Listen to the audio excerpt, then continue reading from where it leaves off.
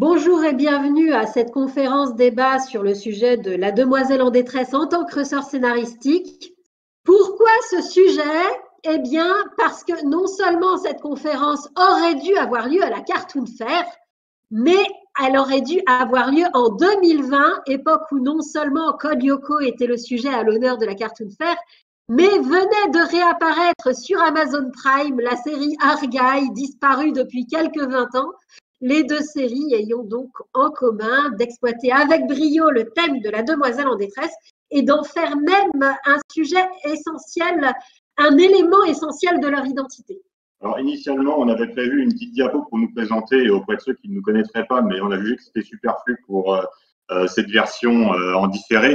Mais je profite quand même de l'évoquer pour dire que vraiment l'idée est que ça ouvre sur un débat. On va blablater 20 minutes pour un créneau qui devait durer initialement 1 heure. L'idée, c'est qu'ensuite, vous nous proposez vos pistes de réflexion sur ce sujet sur base de ce qu'on vous aura proposé. Alors, vous reconnaissez ce charmant jeune homme au sourire ravageur comme étant Thomas Romain, très connu pour avoir participé à Auban Star Racer, mais aussi connu pour être le co-créateur de Garage Kid, le projet qui allait devenir Code Lyoko, et pour l'avoir quitté dès les prémices du projet parce que la série prenait une orientation qui ne lui plaisait pas. Alors, il a donné plusieurs interviews au fil des années pour expliquer pourquoi, et il a invoqué plusieurs raisons différentes à chaque fois, mais qui se recoupaient. L'une d'entre elles était que le projet prenait une direction qui rapprochait son esthétique de celle du jeu vidéo et que ça correspondait visiblement pas à son idée. Une autre, qui est liée à celle-là d'ailleurs, était l'introduction de ce personnage, qui est celui d'Aelita, et qui est un personnage de demoiselle en détresse que Thomas Romain a désapprouvé pour cette raison. Alors, pour qui aurait vraiment pas suivi, nous allons quand même rappeler ce que c'est Code Lyoko, du moins la saison 1. Donc, nous suivons le parcours de 4 adolescents qui découvrent dans une usine un super ordinateur qui est hanté par une entité maléfique répondant au nom de Xana qui se sert de la puissance du super ordinateur pour pirater les réseaux autour de l'usine et déclencher des catastrophes. Tout ça, jusqu'à présent, c'était déjà dans Garage Kid. Grosso modo, la prototype. Mais la nouveauté, c'est que bon, la solution la plus simple pour pallier au problème Xana serait d'éteindre le super ordinateur. Mais sur ce super ordinateur, il y a également cette entité-là, bénéfique, elle, qui répond au nom d'Aelita, et qui, par conversation, manifeste qu'elle est douée de raison, de sentiments, bref, qu'elle peut être considérée comme un être humain, du moins qu'elle peut être considérée comme une créature qui a le droit de vivre. Et par conséquent, nos héros vont choisir de canaliser, de contenir manuellement les catastrophes déclenchées par Xana, le temps de trouver une solution pour faire sortir Aelita du super ordinateur et de n'éteindre le super ordinateur qu'à ce moment-là. Une dynamique plutôt astucieuse qui a été trouvée pour s'accommoder du fait que Code Lyoko est finalement devenu un projet de série semi à suivre, voire quasiment pas à suivre du tout dans sa première saison. Plutôt que de chercher pendant 25 épisodes comment vaincre leur ennemi et trouver dans le 26e, les héros donc ont cette dynamique de devoir résister pour protéger un autre personnage qui est Aelita, mais qui est ipso facto un personnage de demoiselle en détresse pour cette raison, et donc que Thomas Romain a désapprouvé par principe. Alors, la demoiselle en détresse est une recette controversée. Pourquoi? Débarrassons-nous du sujet le plus évident. La demoiselle en détresse, traditionnellement, c'est une demoiselle, c'est dans le nom. Donc, ça véhiculerait une image de la femme pas très flatteuse. En tout cas, de passivité, de soumission et d'incapacité à résoudre ses problèmes. L'autre controverse liée à ce concept est plus générale, c'est que ce sont des personnages qui existent fondamentalement pour servir de motivation à d'autres personnages. C'est gênant dans le cadre de personnages féminins pour un certain nombre de raisons. C'est aussi perçu actuellement comme gênant de façon plus générale parce que ce sont des personnages qui sont perçus comme des boulets pour l'intrigue. Alors, la problématique que nous proposons de discuter avec vous ce soir, ça pourrait être est-ce que la demoiselle en détresse est à bannir des fictions? Vous avez bien vu le résumé qu'on vient de faire de Code Lyoko que pour nous la réponse est non. Donc, nous vous proposons plutôt de débattre de quels sont les avantages de la recette de la demoiselle en détresse et question subsidiaire, comment bien l'utiliser. Avant ça, petite présentation du concept. C'est pas du tout un ressort scénaristique récent. On trouve ce ressort scénaristique dans des fictions remontant à l'Antiquité. Ici, on montre de façon humoristique une image de l'Iliade qui déjà utilisait cette recette. Avant quoi, je voudrais aborder un point fondamental de la fiction qui est qu'au-delà de tout ce qu'on peut lire sur le schéma narratif, le schéma actantiel, le parcours initiatique du héros, le monomythe, beaucoup plus simplement que ça, on a une intrigue à partir du moment où les événements sont articulés autour d'un conflit. Ce conflit peut être incarné et d'importance variable, comme remporter une compétition de football ou livrer une guerre intergalactique. Ça peut être un conflit plus désincarné, comme le fait simplement de devoir survivre à la collision de son bateau contre un iceberg.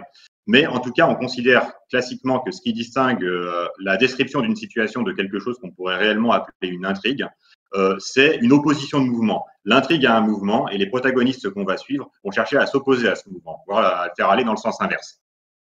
Alors, pour que le spectateur soit investi dans ce conflit, il est préférable qu'au lieu d'arriver à une masse informe de visages anonymes, il arrive à un ou des personnages très précis et bien définis auxquels le spectateur va pouvoir s'identifier, avec qui il va pouvoir compatir et du coup qui va lui permettre de vivre le conflit en direct comme s'il le vivait lui-même.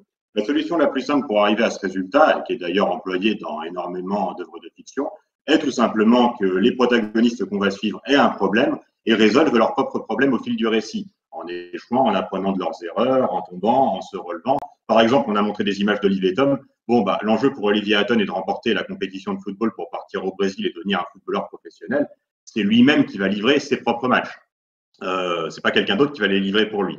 Alors, tout ça, c'est très bien, c'est une possibilité, mais cet axe-là exclut d'emblée tout ce qui appartient au registre de l'héroïsme. Pour avoir une histoire d'héroïsme, comme dans le cas des super-héros, ici on montre Batman, il faut que vous ayez dans une certaine mesure un personnage qui fait preuve de désintéressement, d'altruisme. Donc, il faut que le problème qui est au centre de l'intrigue ne soit pas résolu de façon proéminente par le personnage qui vit ce problème, mais par un autre personnage héroïque qui va venir le sauver. On peut se dire que c'est une mauvaise dynamique, mais il faut savoir que se priver de ça exclut d'emblée les histoires d'héroïsme, qui génèrent mécaniquement des personnages en détresse. Alors, quel type de personnage peut jouer le rôle du personnage en détresse?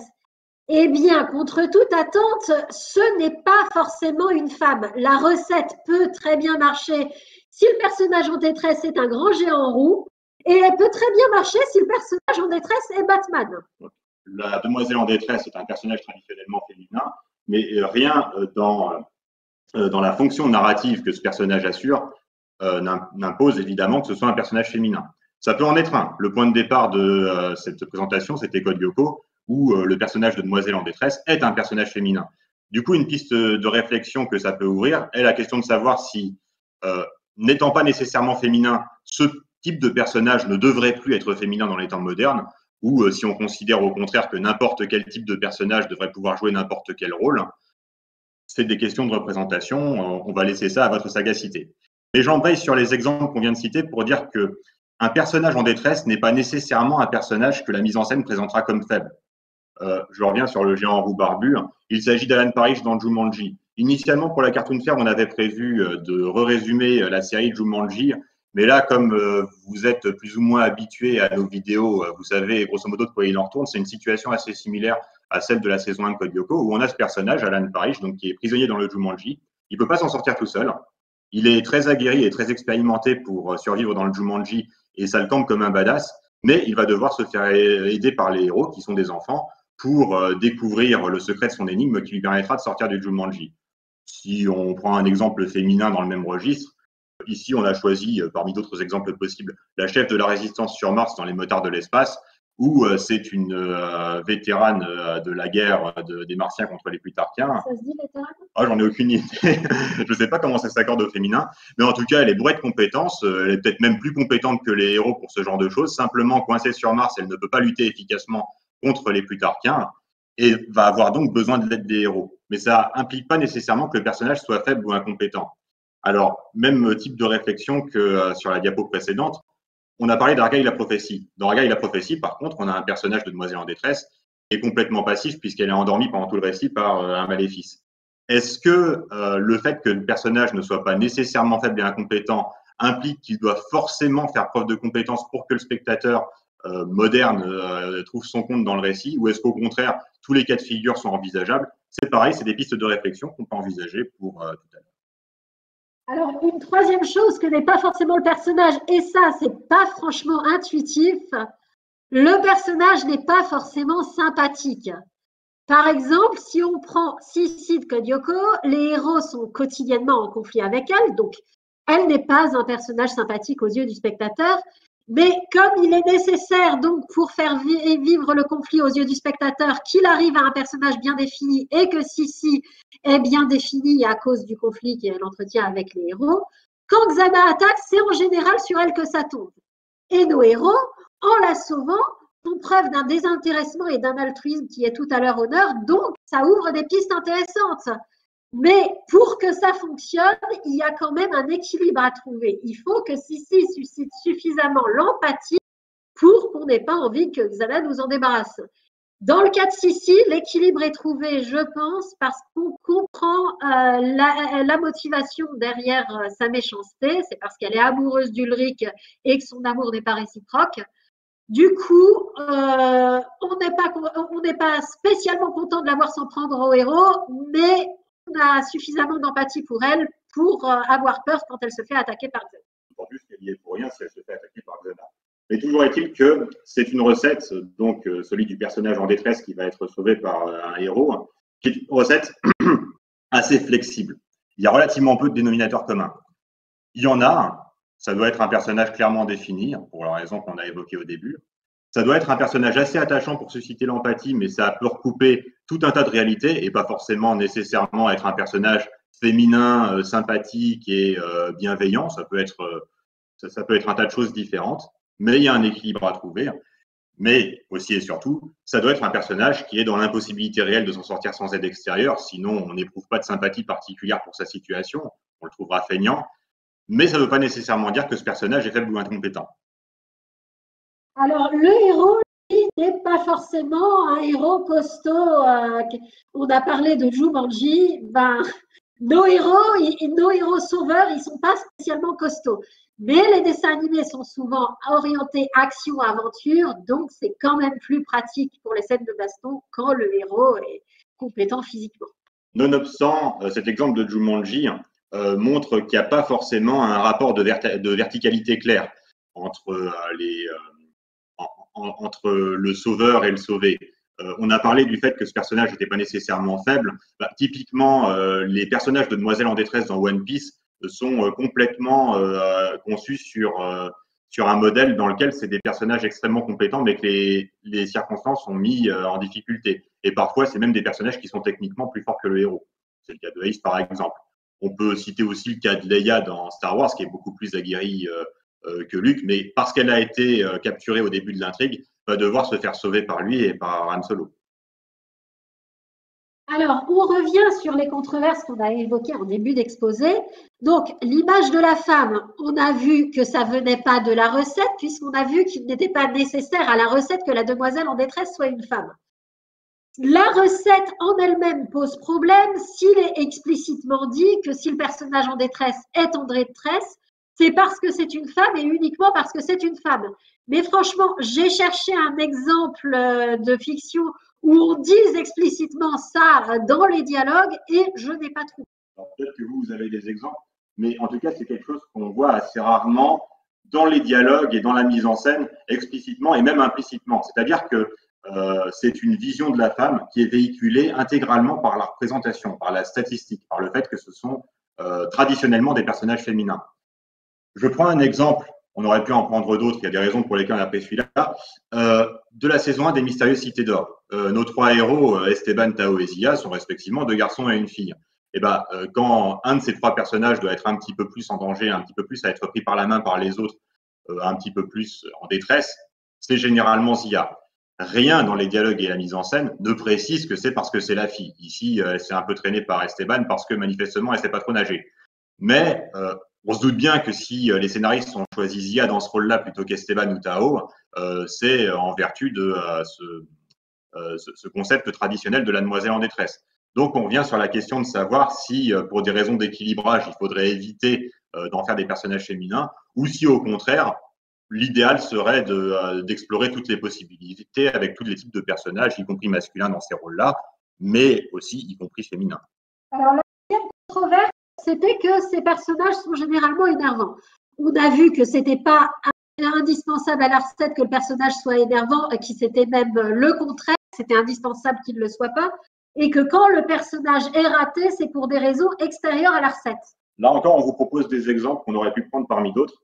On vous propose le personnage de Jennifer dans Chris Colorado, qui est la sœur du héros. Hein, on n'a pas trop mentionné la composante romantique de la demoiselle en détresse, on pourra y venir dans le débat, mais en tout cas, c'est pas toujours comme ça, même quand c'est un personnage féminin, puisque là, il s'agit de sa sœur.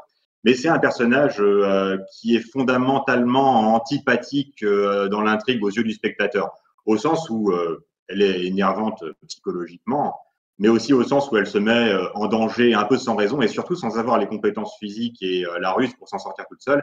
Et c'est son héros de fer qui va devoir venir la sauver. Et c'est très énervant. On se dit que l'intrigue serait beaucoup mieux sans ça. À quoi est-ce dû? Pour nous, c'est une hypothèse qu'on vous propose, c'est dû au fait que Chris Colorado a beau être un feuilleton très captivant et somme toute vraiment bien écrit, il est écrit avec ce que je qualifierais d'une succession de clichés. La série utilise beaucoup de clichés du genre auquel elle appartient.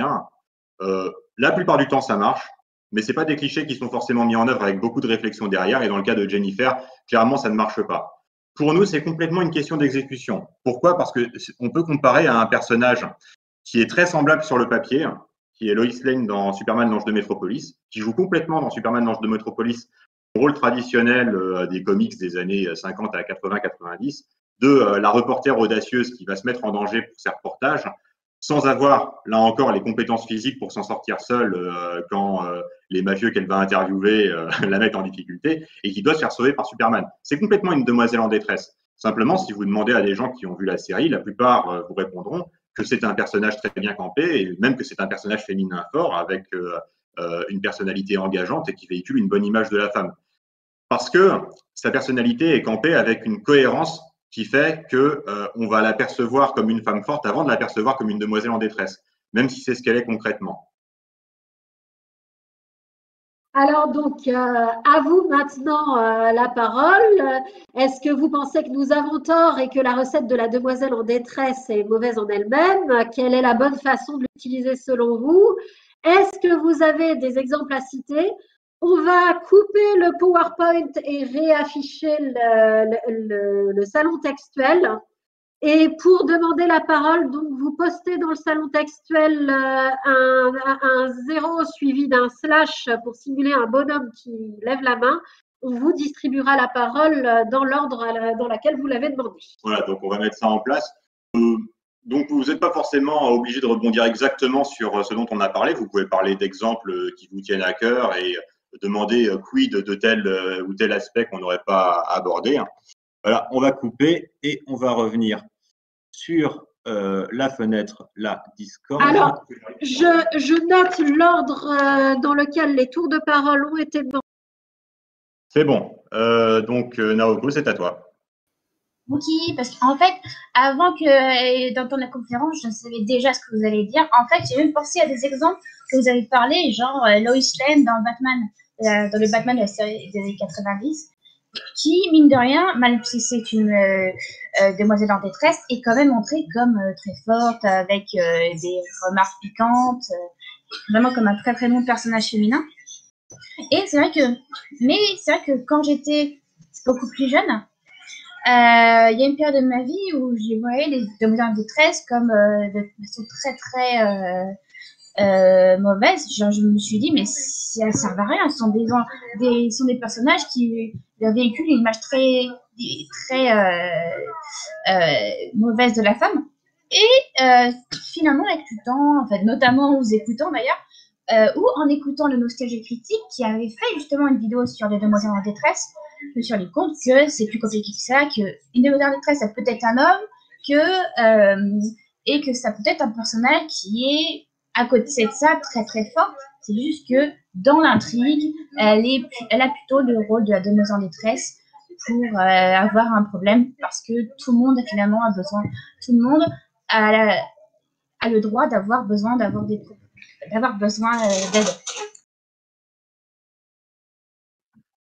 Oui, tout à fait. Donc, pour nous, effectivement, cette notion est étroitement liée à la notion d'histoire d'héroïsme. À partir du moment où on veut faire une histoire d'héroïsme, on peut pas faire l'économie de mettre un personnage comme ça, donc qui n'est pas nécessairement féminin. Mais bon, donc voilà, on peut se demander quelles sont les contreparties à mettre. Il y a des conférences, des controverses un peu récentes liées au fait que dans les comics de super-héros, donc qui sont suprêmement des histoires d'héroïsme, il y a quand même cette tendance à ce que des personnages généralement féminins qui servent de love interest à des héros généralement masculins vivent des tragédies simplement pour servir de motivation aux héros masculins. Et ça, c'est un état de fait assez controversé. Donc, c'est des équilibres à trouver, même dans le contexte d'histoire d'héroïsme. On va écouter l'avis de Candice. Vous m'entendez? Très bien. Voilà. Donc, je suis obligée d'appuyer sur une touche. Ouais, donc moi, c'est plus pour juste répondre à la première question, dans le sens, est-ce que vous pensez que la formule de la demoiselle en détresse, c'est à bannir ou est mauvaise? Donc, bon, non, en soi, c'est comme tout, ça dépend de comment c'est fait. Je vais essayer de pas trop m'embrouiller, mais comment dire? Donc non, c'est pas à bannir, c'est juste en fait, ce trope, il a rien de mauvais en soi, c'est vraiment la façon dont c'est utilisé. Par exemple, le coup de bon, même si vous avez effectivement dit à raison que c'est pas obligé que ce soit un personnage féminin qui soit en détresse. C'est vrai que l'exemple d'Alan Parrish était pas mal. Et moi, je pense en personnage masculin qui est un peu un damoiseau en détresse. Bon, pas tout le long de l'histoire. Je pense à Eren Yeager dans Attaque des Titans. Dans la première, deuxième saison, c'est un petit peu beaucoup un damoiseau en détresse souvent. et comment dire? Oui, j'arrive pas à me. Ah, je suis désolée, je suis complètement brouillée. Oui, voilà, le seul problème, c'est quand on se met à ne faire, par exemple, que des personnages féminins en demoiselles en détresse, et qu'en plus, ils sont désagréables, et qu'en plus, c'est pas compensé par d'autres personnages féminins qui seraient dans l'histoire. Enfin, je sais pas. Après, en soi, je sais pas vraiment si ça existe vraiment des exemples de séries où il y a un personnage féminin, c'est forcément la demoiselle en détresse, ou voilà, c'est la manière dont c'est fait surtout. Après, ça me fait un peu penser à Argylle, où bon, la demoiselle en détresse, c'est un personnage féminin, bon, qui est très passif, et à côté, les trois autres personnages féminins qu'on voit, ma connaissance de Miss Moon. Bon, à part quelques moments de bravoure sur la fin quand même, où je trouve qu'elle s'améliore. Bon, il y a la Reine Noire qui est badass. Et il y a la princesse Lorelai, donc une résistante, mais qu'on voit que dans 2 épisodes, si je me souviens bien. Donc, oui. Voilà. Donc, non, c'est pas à bannir, c'est juste faut le faire avec précaution. Ça me fait même penser à quelque chose dont je me disais, c'est comme la sexualisation des personnages. Personnellement, en soi, j'estime que c'est pas en soi mauvais de sexualiser des personnages. Le problème, c'est que ça tombe très souvent sur des personnages féminins. Je pense que on va dire dans un monde parfait où il y avait, je sais pas, certains films, on va dire moitié des films c'est des personnages féminins sexualisés, moitié des films c'est des hommes qui sont sexualisés, il y aurait peut-être moins de problèmes avec ça. Voilà. Et j'espère que je ne me suis pas trop embrouillée. Je suis navrée. Non, bah oui, effectivement, il y a toute la composante liée à l'histoire des stéréotypes.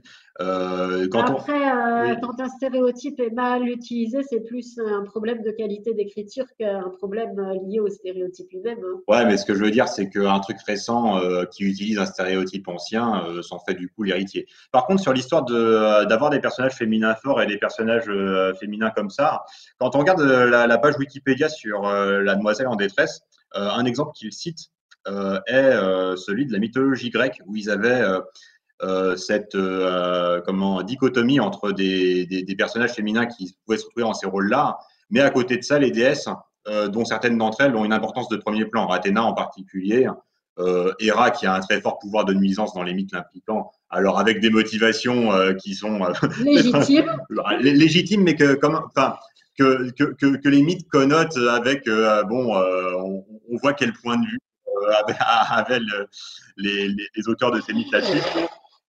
Donc, voilà, il y avait les deux dans ces mythes-là. Mais est-ce que ça suffit à ce que… voilà, c'est des questions compliquées. Du coup, on va peut-être écouter Rado, tu avais autre chose à ajouter? Juste rebondir sur ça, je pourrais légèrement nuancer, bon, mais c'est du chipotage, on pourrait dire, ouais, en même temps, les déesses grecques, c'est des déesses, c'est pas des humaines, donc, après, je suis pas suffisamment spécialiste en mythologie grecque, mais pour savoir s'il y a des personnages féminins forts, quoi que si, il y a peut-être, il y a peut-être Atalante, je crois, mais je connais pas assez le mythe, donc je dis peut-être de la grosse merde, donc voilà. Atalante est connue surtout pour avoir battu un sanglier et pour s'être mariée. Battu un sanglier. Elle fait partie de l'équipage de l'Argonaute selon les versions. Oui. Comme tous les héros grecs, en fait. Ouais, donc c'est badass. C'est badass. Ok, je n'ai plus rien à rajouter. On va peut-être écouter l'avis de SPX Spécial. Bonsoir tout le monde. Bonsoir Tchouki et Al, vous m'entendez? Très bien. Très bien. Parfait. Alors moi en fait, alors déjà merci pour toutes ces réflexions très très intéressantes aussi bien par vous que par les deux autres personnes qui sont intervenues. Donc Naoko et j'ai oublié. Désolé, j'ai l'émotion. Oui, Candice, oui, c'est l'émotion.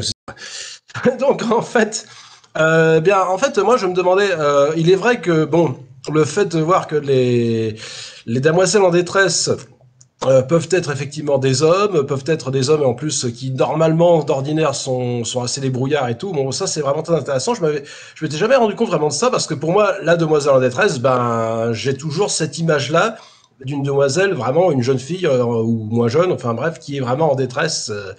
Et donc en fait, je me suis posé la question on voit que les femmes fortes, comme on vient de le dire à l'instant, il y en avait quand même dans la mythologie grecque, même si malheureusement il y a eu pas mal de détournements, parce que vous prenez par exemple la figure de la sorcière du Moyen-Âge, c'était avant tout c'est une femme indépendante forte qui arrive à vivre sans homme. Et donc, en fait, les hautes autorités de l'époque, en plus, se sont arrangées pour la dévaloriser en lui mettant une image déplorable. Et voilà, on avait quand même déjà des femmes fortes, mais j'ai l'impression, alors je me trompe peut-être, que il y a eu ces derniers siècles, en tout cas peut-être avec la demoiselle en détresse, ça a vraiment explosé le concept, je trouve, avec les princesses Disney. Alors là, les princesses Disney, on est complètement dans le stéréotype. Je vais pas relancer le débat sur La Belle au bois dormant ou Blanche-Neige, mais enfin, on est quand même là. Et donc, en fait, ma question était un peu la suivante. Quand est-ce qu'on peut resituer justement le fait que les demoiselles en détresse aient un peu plus pris on va dire, qu'elles soient moins enfermées dans ce stéréotype, et que du coup, même, des fois, la Disney a un peu fait amende honorable en mettant des femmes fortes qui, des fois, justement, sont, je pense, sa réponse qui est au contraire, elle est plus forte que Flynn, par moment.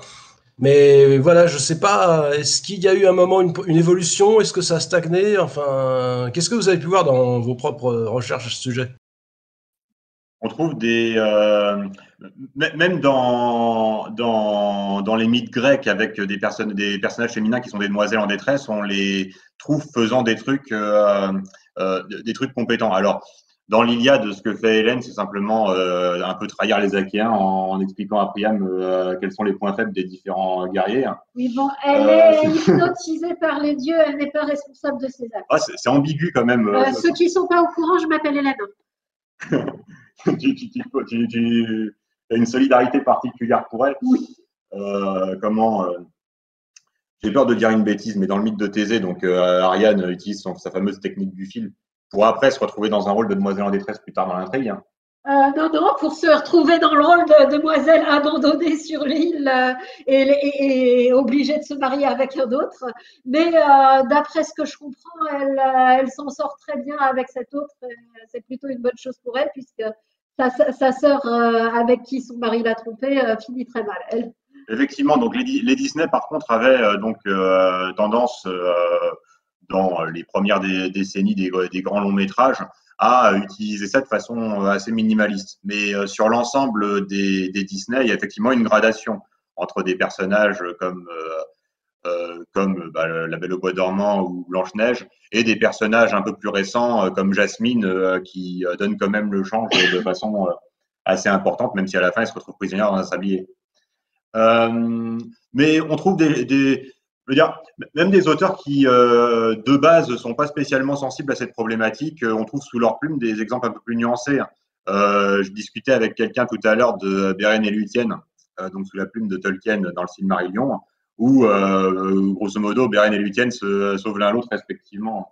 Avec une plus forte tendance de la part de Luthien, étant donné que c'est elle, l'elfe, qui a les super pouvoirs et qui a le dinosaure qui mange les chiens à champ magnétique. Oui, mais c'est parce qu'elle a du sang divin aussi, alors que Beren est juste un homme.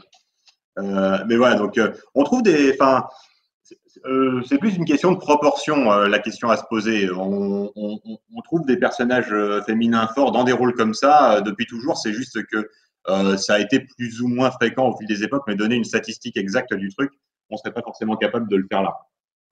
On va écouter l'avis de Yorek. J'arrive plus à me relire. C'est quoi son pseudo déjà? Alors, sur YouTube, c'est Yorek Knoll. Attends, on va voir. Tu peux prendre la parole. Oui. La demoiselle en détresse. Le problème, le problème, non, c'est pas un problème. Le concept ou l'archétype de la demoiselle en détresse, c'est pour moi effectivement une recette ou un archétype comme il en existe, mais énormément. On peut avoir le badass, on peut avoir le comic relief. C'est effectivement quelque chose qui a ses origines depuis très longtemps, effectivement, vous l'avez dit, mythologique, mais bon, c'est une recette qui a quand même pas mal évolué, j'ai envie de dire, avec son temps depuis la mythologie grecque ou même, on va dire, la geste chevaleresque avec effectivement la princesse, gna gna gna, le chevalier et le chevalier servant, on va dire, en quelque sorte. C'est pas vraiment quelque chose que je bannirais. Et puis bon, j'ai écouté effectivement les remarques derrière. Je suis même pas sûr que les princesses Disney, alors oui, on peut les qualifier de demoiselles en détresse, mais je suis même pas sûr qu'elles soient archétypales pour moi. Même celles, on va dire des années 30, 40, 50. J'ai envie de dire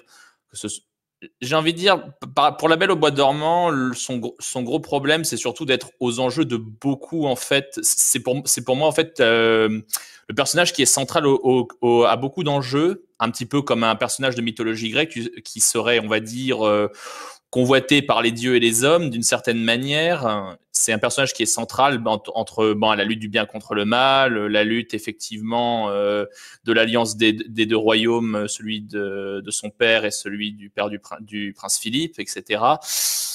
C'est juste pour moi, comment dire, c'est une question de prisme en fait, et c'est surtout une question de rapport et de caractère du personnage, parce que très souvent, la demoiselle en détresse n'est pas quelque chose qui va coller à la peau d'un personnage pour moi.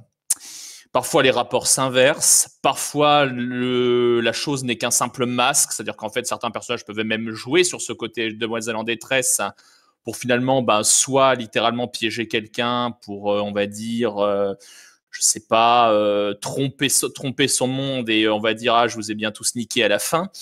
Signé Zangdar. Bref. Pour faire simple, moi je trouve que c'est une histoire de prisme. Même la princesse Peach, on pourrait dire, ouais, mais alors la princesse Peach, elle se fait tout le temps enlever par Bowser, etc. On pourrait dire dans les Mario classiques, c'est assez vrai. Si vous regardez les RPG, genre les Paper Mario ou les Mario et Luigi, princesse Peach, elle se laisse pas forcément démonter spécialement, et c'est généralement même plutôt Bowser qui est la demoiselle en détresse. Parce que je sais pas si vous êtes très très au courant, mais bon, Bowser à un moment se fait piéger dans un canon, c'est au frère Mario de les machins. À un moment, il paume sa forteresse. Enfin, il est même devenu amnésique et se fait recruter par une espèce de caïd du coin. C'est une parodie Mario. Oui et non. J'ai envie de dire, Miyamoto a dit que généralement, les Mario classiques, c'était principalement une sorte de théâtre dans laquelle Bowser jouait le rôle du grand méchant qui veut conquérir le royaume, Peach le rôle de la demoiselle en détresse, et Mario celui du héros courageux qui part aller sauver le monde, et la princesse par la même occasion. C'est parodique, oui, mais c'est pas...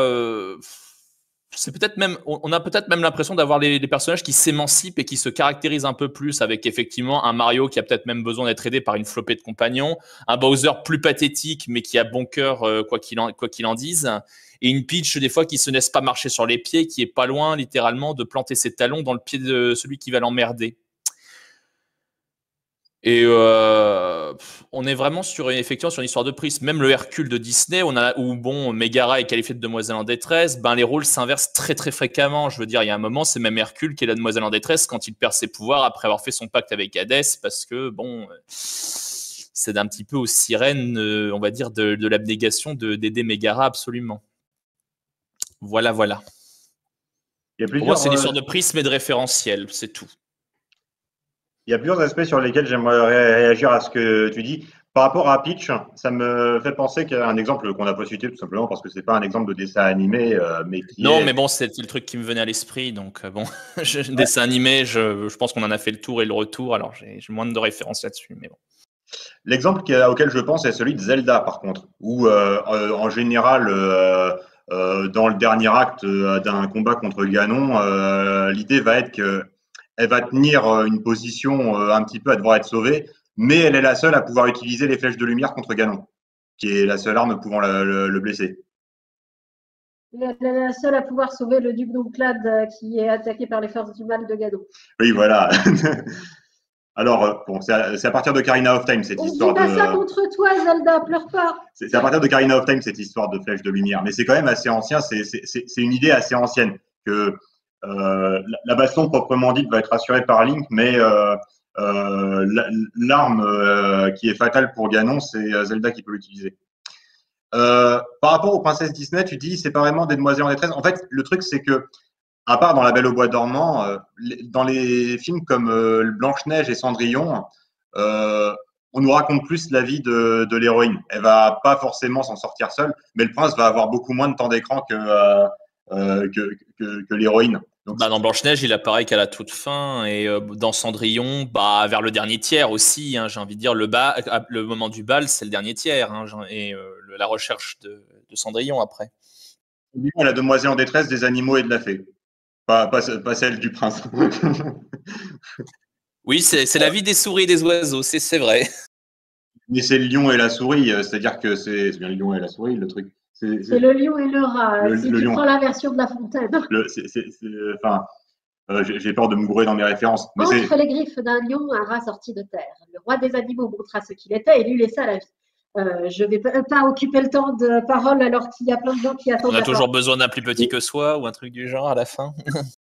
Non, mais non, du coup, je me gourde de référence. Mais c'est parce que Cendrillon sauve les souris de la souricière et leur met des chapeaux qu'elle se retrouve à se faire aider par les animaux. Bon, pour la marraine, il n'y a pas de raison bien explicite, mais ça doit être dans le même ordre d'idée. C'est sa grandeur d'âme qui lui vaut d'être. Aussi, ce que j'ai oublié de dire, vous aviez dit effectivement qu'elle ne peut pas s'aider sans une aide extérieure. Donc finalement, celui qui endosse le héros, c'est quelqu'un qui va être, on va dire, extérieur au système en fait interne où littéralement tout est bien huilé et littéralement ben, la demoiselle en détresse, on va dire, et le rouage du système ne peut pas trop, on va dire, s'émanciper, et littéralement il faut que ce soit quelqu'un d'extérieur qui, on va dire, donne un bon coup de pied dans la fourmilière bien établie, on va dire, en quelque sorte. Sinon il ne peut pas endosser ce truc de héros, en fait, cette cape de héros d'une certaine manière, ou d'héroïne, hein. Après, comme vous avez dit, c'est pas la DED et le héros ne sont pas une notion de sexe ou de genre. Bah, en tout cas, ce qui est certain, c'est que si c'était des personnages qui seraient théoriquement en mesure de régler leurs propres problèmes, ils apparaîtraient comme d'autant plus incompétents de ne pas le faire. On va peut-être passer la parole à Alexander pour… Alors, Alexander avait posté son avis par écrit, mais maintenant, il faudrait remonter pour aller relire. Donc, ça nous ferait gagner du temps si tu nous redisais ton avis par oral, Alexander. Ou alors, est-ce que tu peux copier-coller ce que tu avais dit parce que on est… Ah, voilà. Non, c'est… Oh non, c'est quelque chose de bien en soi. Ça pourrait s'accorder s'il y a un but précis et qui permet de faire avancer l'histoire. Et donc, la troisième question, j'ai pas trop d'exemples à part pour Eloïse dans Taram et le chaudron magique. Vous devrais-je dire Héloïse, hein. Oui. Alors, Héloïse n'est pas tant une demoiselle en détresse qu'un compagnon du héros qui partage les mêmes soucis et résout les mêmes problèmes en même temps que lui. C'est Taram qui a une épée. Elle a son orbe qui lit l'avenir. Enfin, qui fait quoi d'ailleurs? Qui guide les voyageurs dans les souterrains. Mais Taram et le chaudron magique a une structure un petit peu bizarroïde. C'est difficile de donner une description complètement unilatérale et catégorique de ce qui se passe dedans. Oui, quand on y songe, effectivement, c'est plutôt le cochon, la demoiselle en détresse, qui est d'ailleurs une demoiselle. C'est un personnage féminin. C'est une truie. On va peut-être écouter l'avis de Doko, du coup. Ouais, on va écouter l'avis de Doko. Oui, déjà, c'était une super présentation, je l'ai beaucoup aimé. Et moi, je voulais revenir sur le point sur la demoiselle en détresse. En fait, est-ce qu'il ne faudrait pas la séparer en deux catégories? La demoiselle en détresse, qui est le personnage écrit pour être une demoiselle en détresse, donc qui est tout le temps, dans sa fiche de présentation, c'est marqué en gros à côté de sa formation et de son nom de famille. Et la demoiselle en détresse qui, en fait, est créée à partir du scénario et de la situation que l'épisode veut mettre en place. Oui, effectivement. On a parlé d'exemples comme ceux de One Piece où c'est clairement des demoiselles en détresse circonstancielles, que ce soit des demoiselles effectivement comme peut l'être Vivi ou comme peut être Rebecca ou comme peut l'être les autres exemples qui m'échappent sûrement du même acabit, oui, Shirahoshi ou des personnages comme ça qui peuvent être Monosuke. Voilà, des personnages comme ça qui peuvent être en difficulté, ou Ace, non mais Monosuke c'est un garçon, que ce soit des personnages féminins ou des personnages masculins comme Ace, lui par contre c'est complètement circonstanciel le fait qu'il soit en détresse, c'est son exécution, mais c'est à lui que je faisais allusion quand je disais des personnages qui sont techniquement plus forts que le héros, son fruit est reconnu comme étant plutôt dans la catégorie supérieure, même si c'est pas c'est pas le personnage le plus fort de tout One Piece, moi s'en fout, enfin c'était pas, voilà. Donc effectivement, il y a des demoiselles en détresse qui sont circonstancielles comme ça et qui peuvent être recyclées. C'est le cas de Leia typiquement, où plus tard dans l'intrigue, effectivement, elle n'est plus du tout à jouer un rôle de demoiselle en détresse. Et des personnages qui sont effectivement plus conçus dans cette optique-là, comme ça peut être le cas l'héroïne d'Argaï. Du coup, est-ce que c'est la bonne demoiselle en détresse et la mauvaise demoiselle en détresse? Oui, c'est ça le problème, parce qu'on peut avoir le personnage de la demoiselle en détresse qui a été créé pour être la demoiselle en détresse, mais par exemple, qui suite à un épisode, perd ce rôle-là. Et donc en fait, c'est genre là, on arrive sur le deuxième cas où genre c'est la situation qui crée la demoiselle en détresse. Disons qu'aujourd'hui, les gens n'aiment pas trop les personnages fonctions. Nous, ce qui nous intéresse dans les histoires, c'est généralement leur structure, c'est leur déroulement. Donc le fait que des personnages soient des personnages fonctions a tendance à pas trop nous déranger. Mais effectivement, les personnages fonctions, ça déplaît beaucoup, oui. D'accord. Donc, on va écouter l'avis de Zelda, qui a donc l'occasion de se venger pour le coup du duc d'Onclade de tout à l'heure. Le duc d'Onclade, c'est elle qui va sauver la situation. C'est dans Faces of Evil que c'est le contraire. Bon, bref, Zelda. Parler. Oui. Du coup, en fait, pour des raisons personnelles assez évidentes, c'est un sujet qui m'a beaucoup intéressée et effectivement, même si je vois bien avec tous vos exemples et je suis d'accord qu'on peut utiliser ce stéréotype différemment, le fait qu'il ne collerait pas à la peau des personnages, je suis pas d'accord du tout. Je peux pas, enfin, de mon expérience personnelle, à la moitié des gens que j'ai rencontrés dans ma vie m'ont associé à une demoiselle en détresse directement. Donc oui, si, ça colle à la peau du personnage et ça peut même avoir... je sais pas comment baisser le micro, désolé. Ça peut avoir un... Du coup, est loin d'être aussi désagréable qu'il le prétend. Non, c'est lui qui a le son réglé trop fort, il n'y a aucun souci. Hein. D'accord. Merci. Et du coup, ça a un effet vraiment sur la manière dont les gens perçoivent les choses et perçoivent les autres personnes autour d'eux, typiquement, puisque effectivement, c'est quelque chose personnellement qui m'a collé à la peau et où je me suis, jusqu'au fait où je me suis sentie obligée à un moment de n'avoir pas l'air féminine pour être sûre de ne pas être associée à ce stéréotype, parce que sinon il allait l'être. C'est une idée qui est tellement présente dans l'inconscient de beaucoup de personnes que c'est difficile de s'en démarquer, même s'il y a des exemples qui s'en démarquent, c'est quand même la première idée qui va venir aux personnes, et donc il y a quand même un travail à faire de déconstruction, puisque c'est ancré assez fort pour qu'il y ait Si aujourd'hui on avait tout un coup autant de fiction avec des demoiselles en détresse féminines que masculines, on continuerait peut-être d'associer les demoiselles en détresse à une fille pendant encore un moment à cause de l'habitude, simplement. Donc, ça peut... Il y a quand même quelque chose à réfléchir sur rééquilibrer des tendances et à quel point ça peut marquer l'imaginaire de manière profonde d'avoir eu ce stéréotype et de l'avoir autant utilisé. Voilà, c'était pour c'est sur ce genre de remarques que je voulais réagir. Je m'appelle Hélène, je compatis. C'est effectivement l'une des pistes qu'on a proposées de dire effectivement que il y a cet enjeu de représentation qui fait que c'est pas parce qu'on va mettre du jour au lendemain un nombre équivalent d'hommes que de femmes dans ce rôle-là que ça va faire disparaître le stéréotype. On a parlé de Zia dans Les Mystérieuses Cités d'Or. Encore une fois, c'est pas un personnage dont la mise en scène ou les dialogues disent qu'elle est particulièrement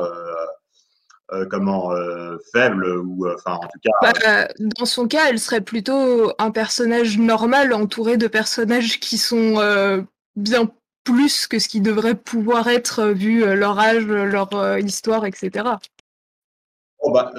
Psychologiquement, ils ont l'air d'être plus ou moins interchangeables, hein, surtout Esteban et Zia, mais c'est vrai que donc il y a cette tendance des auteurs à la mettre plus dans des situations comme ça, et on sait très bien à quoi ça fait référence. Donc il y a un enjeu de représentation évident. C'est effectivement la question de la réponse à lui apporter qui pouvait poser débat.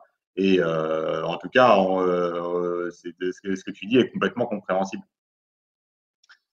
Je pense qu'il y a une réflexion à faire du coup, effectivement, comment on crée le personnage pour...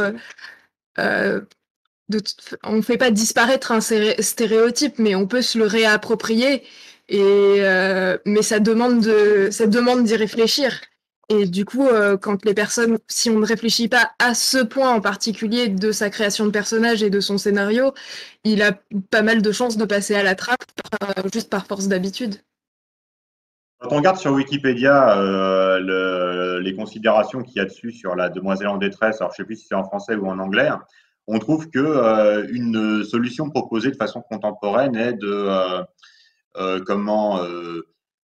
de faire des basculements en milieu d'intrigue où le héros échoue et où c'est la demoiselle en détresse qui va prendre les choses en main. Donc c'est plus une initiative d'émancipation. Pourquoi pas? Nous, on est attachés aux histoires d'héroïsme de façon générale. Le genre super-héros, c'est quelque chose qui nous parle. Donc, c'est pas forcément une solution à laquelle on aurait pensé spontanément. Mais c'est en tout cas des choses qui sont envisagées comme ça, de le faire de cette façon-là. Maintenant, c'est toujours le problème avec le fait d'inverser des stéréotypes. C'est aussi un rappel de l'existence de ces stéréotypes en miroir. Il faut peut-être trouver quelque chose de plus subtil. Peut-être que par exemple dans le Bossu de Notre-Dame, on peut avoir effectivement Esmeralda est pas du tout l'image de princesse classique, mais au niveau du sauvetage, on voit bien effectivement les personnages ont des moments de gloire qui sont répartis entre tous et ils paraissent tous héroïques à leur manière. Donc le fait d'avoir des bascules, etc., n'empêche pas forcément chacun d'être héroïque à sa manière.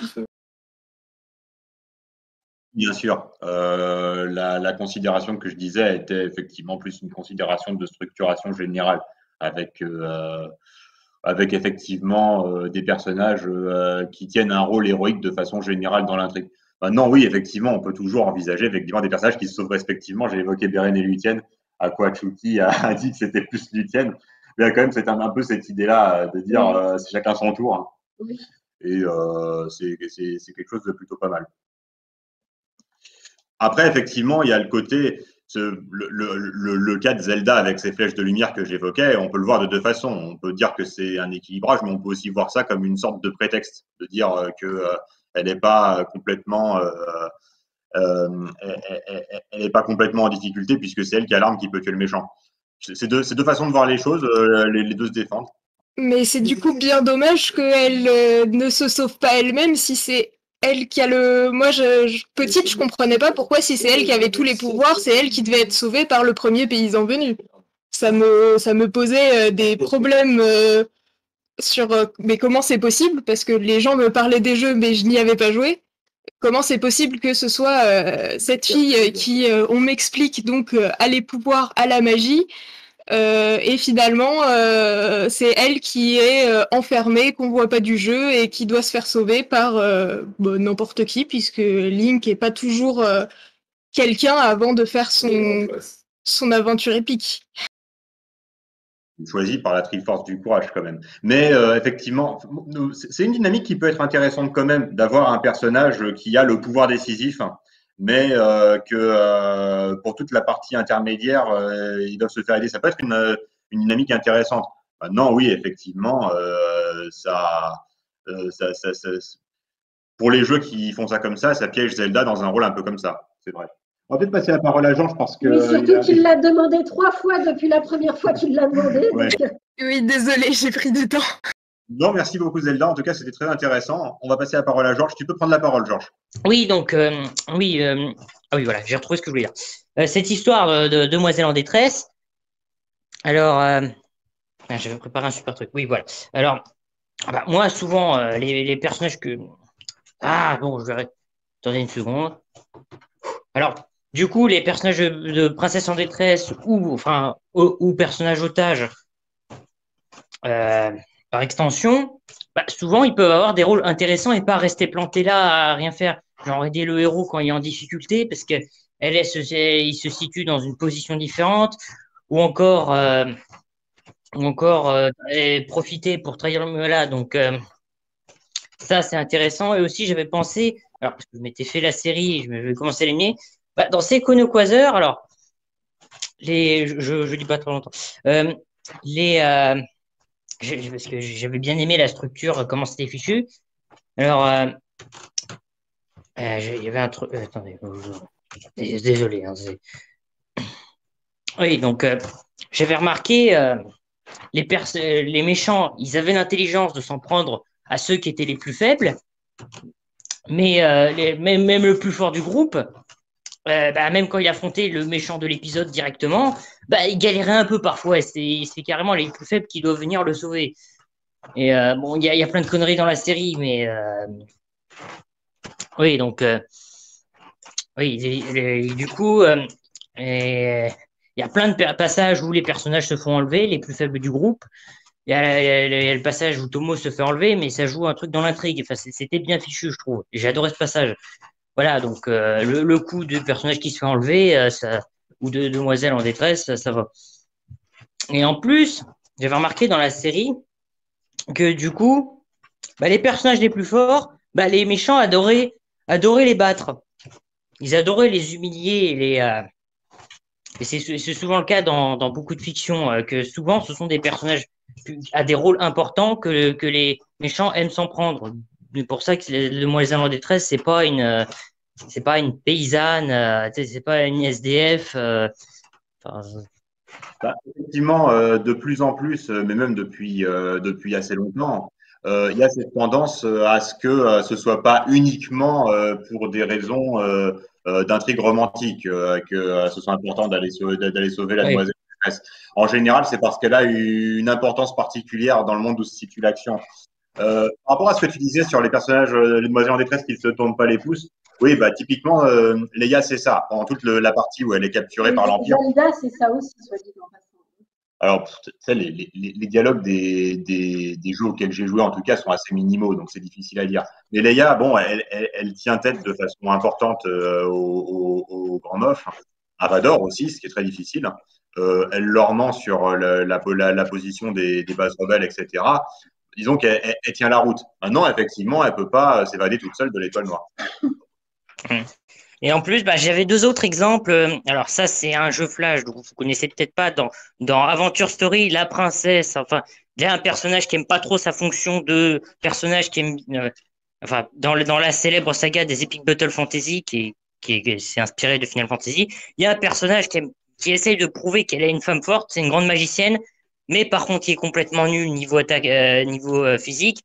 et qui se débrouille pas du tout en nature, alors qu'au contraire, il y a une fille qui adore la nature et qui en a un peu marre de son statut de fille jolie que les méchants enlèvent. Et aussi un autre exemple que j'avais pensé dans Final Fantasy IX, lui c'est pas une demoiselle, Bibi, à un moment il manque de se faire manger par un monstre, mais il reste pas planté là à se faire manger par le monstre. Il brûle le monstre pendant que le monstre essaie de le vampiriser ses PV, ce qui du coup est une mauvaise stratégie puisqu'il perd plus de PV qu'il fait vampire. Voilà, j'avais pensé à ce genre d'exemple aussi. Voilà. Effectivement, des exemples de rébellion et de retournement. Il y a de façon humoristique le premier film Scooby-Doo, où c'est tout l'arc, entre guillemets, parce que c'est un film humoristique, du personnage de Daphné, qui au fond n'était pas tant que ça une demoiselle en détresse dans les premières séries Scooby-Doo. Ça lui arrivait, mais c'était pas tant que ça. Effectivement, elle apprend les arts martiaux. Elle devient. Donc, il y a effectivement ça. Il y a une forte demande pour ça. En tout cas, c'est. On va peut-être passer la parole à. D'accord. Tout à l'heure, c'est vrai que j'avais demandé 3 fois la parole, mais c'est parce qu'il y avait plein de textes et pour ça, vous en faites pas, je m'en pose sur de voir, hein, rassurez-vous. On note tout, donc on n'oublie pas vos tours de parole, mais par contre, comme on ne sait pas du tout quand est-ce que vous allez passer, les gens, quand vous avez quelque chose à dire, n'hésitez surtout pas à le noter le temps qu'on puisse effectivement vous passer la parole. Je présente vos excuses pour les délais, hein, ça prend un petit peu de temps de faire chaque intervention. Mais en tout cas, là, ça va être Divicarp. Voilà, Divicarp, c'est à toi. Je voulais souligner l'existence de personnages de demoiselles en détresse qui ne sont pas forcément sauvés par le héros, mais finissent par se sauver eux-mêmes. Par exemple, dans la série Ultra Héros, qui est une sorte de Avengers, mais avec des personnages de Disney, le personnage de Petso est capturé au tout début de l'intrigue, en fait, par les super vilains de la série de BD. L'un des principaux objectifs des personnages principaux est de le sauver.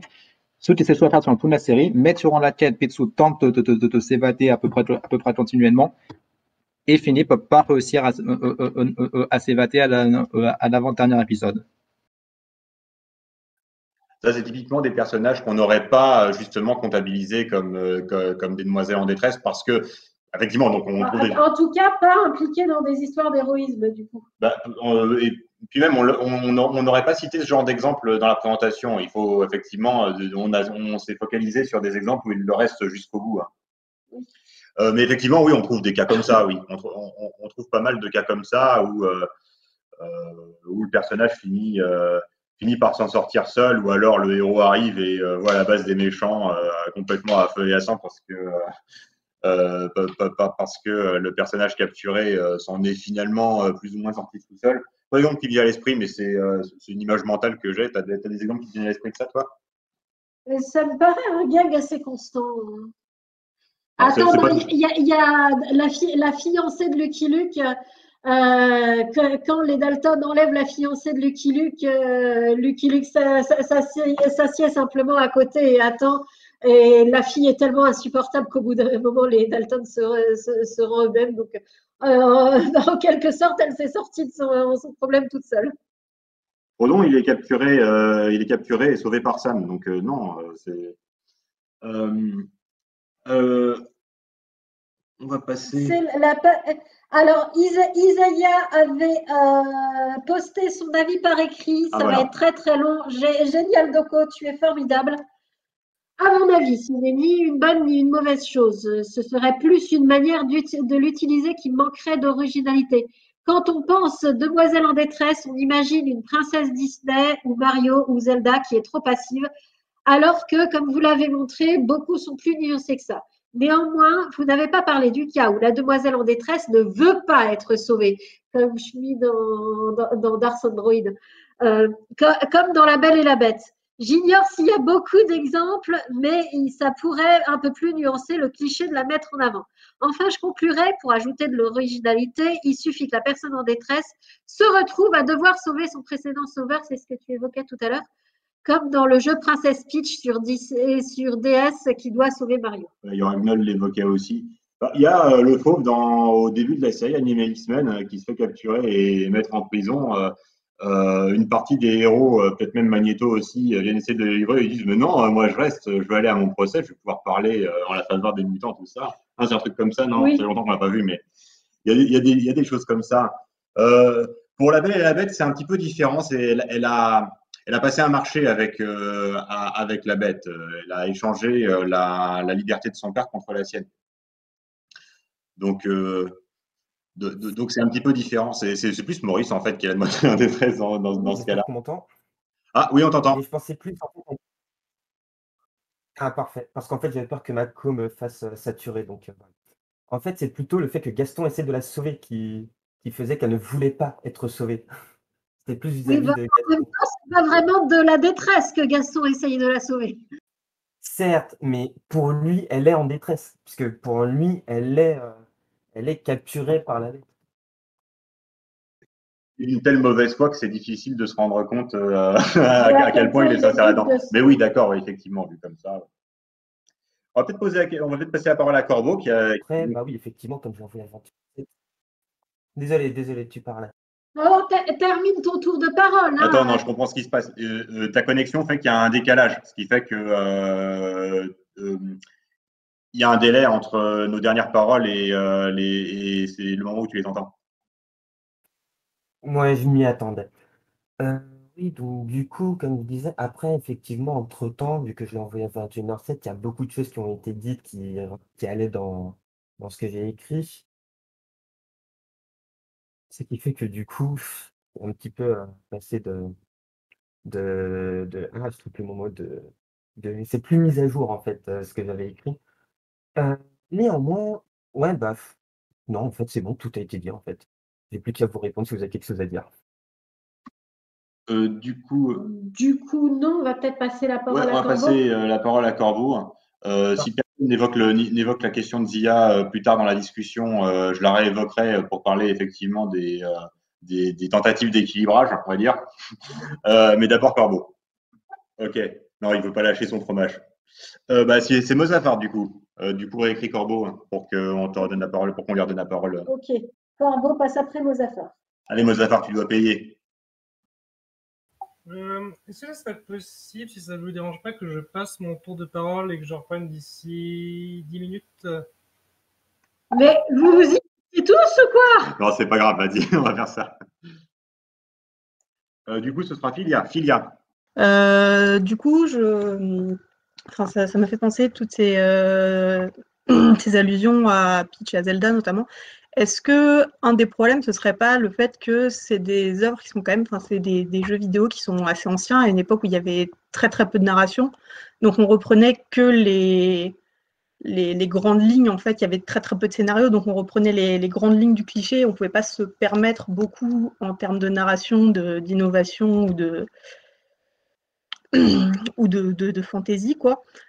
Et que du coup, on reprend le cliché tel qu'il est sans forcément trop réfléchir dessus, parce que c'est juste un prétexte à avoir du gameplay derrière. Et c'est un problème qu'on pourrait aussi avoir avec les princesses à sauver dans les contes, où, sachant que pour certains, c'était des contes qui étaient lus pour les enfants. Oui, ça certainement, hein, mais on peut considérer que c'est en soi un problème. Effectivement, oui, ça peut s'interpréter avantageusement comme une question de minimalisme, oui. Et sinon, je voulais revenir aussi sur le caractère, du coup, le fait que la demoiselle en détresse, elle serve souvent aussi de love interest, et est-ce que ça pose pas un problème supplémentaire dans ces cas-là où elle est utilisée d'abord comme un outil scénaristique de donner un objectif et ensuite plus ou moins comme une récompense qui la dépossède un peu de son statut de personnage et fait d'elle, l'objectivise un petit peu plus, quoi, encore.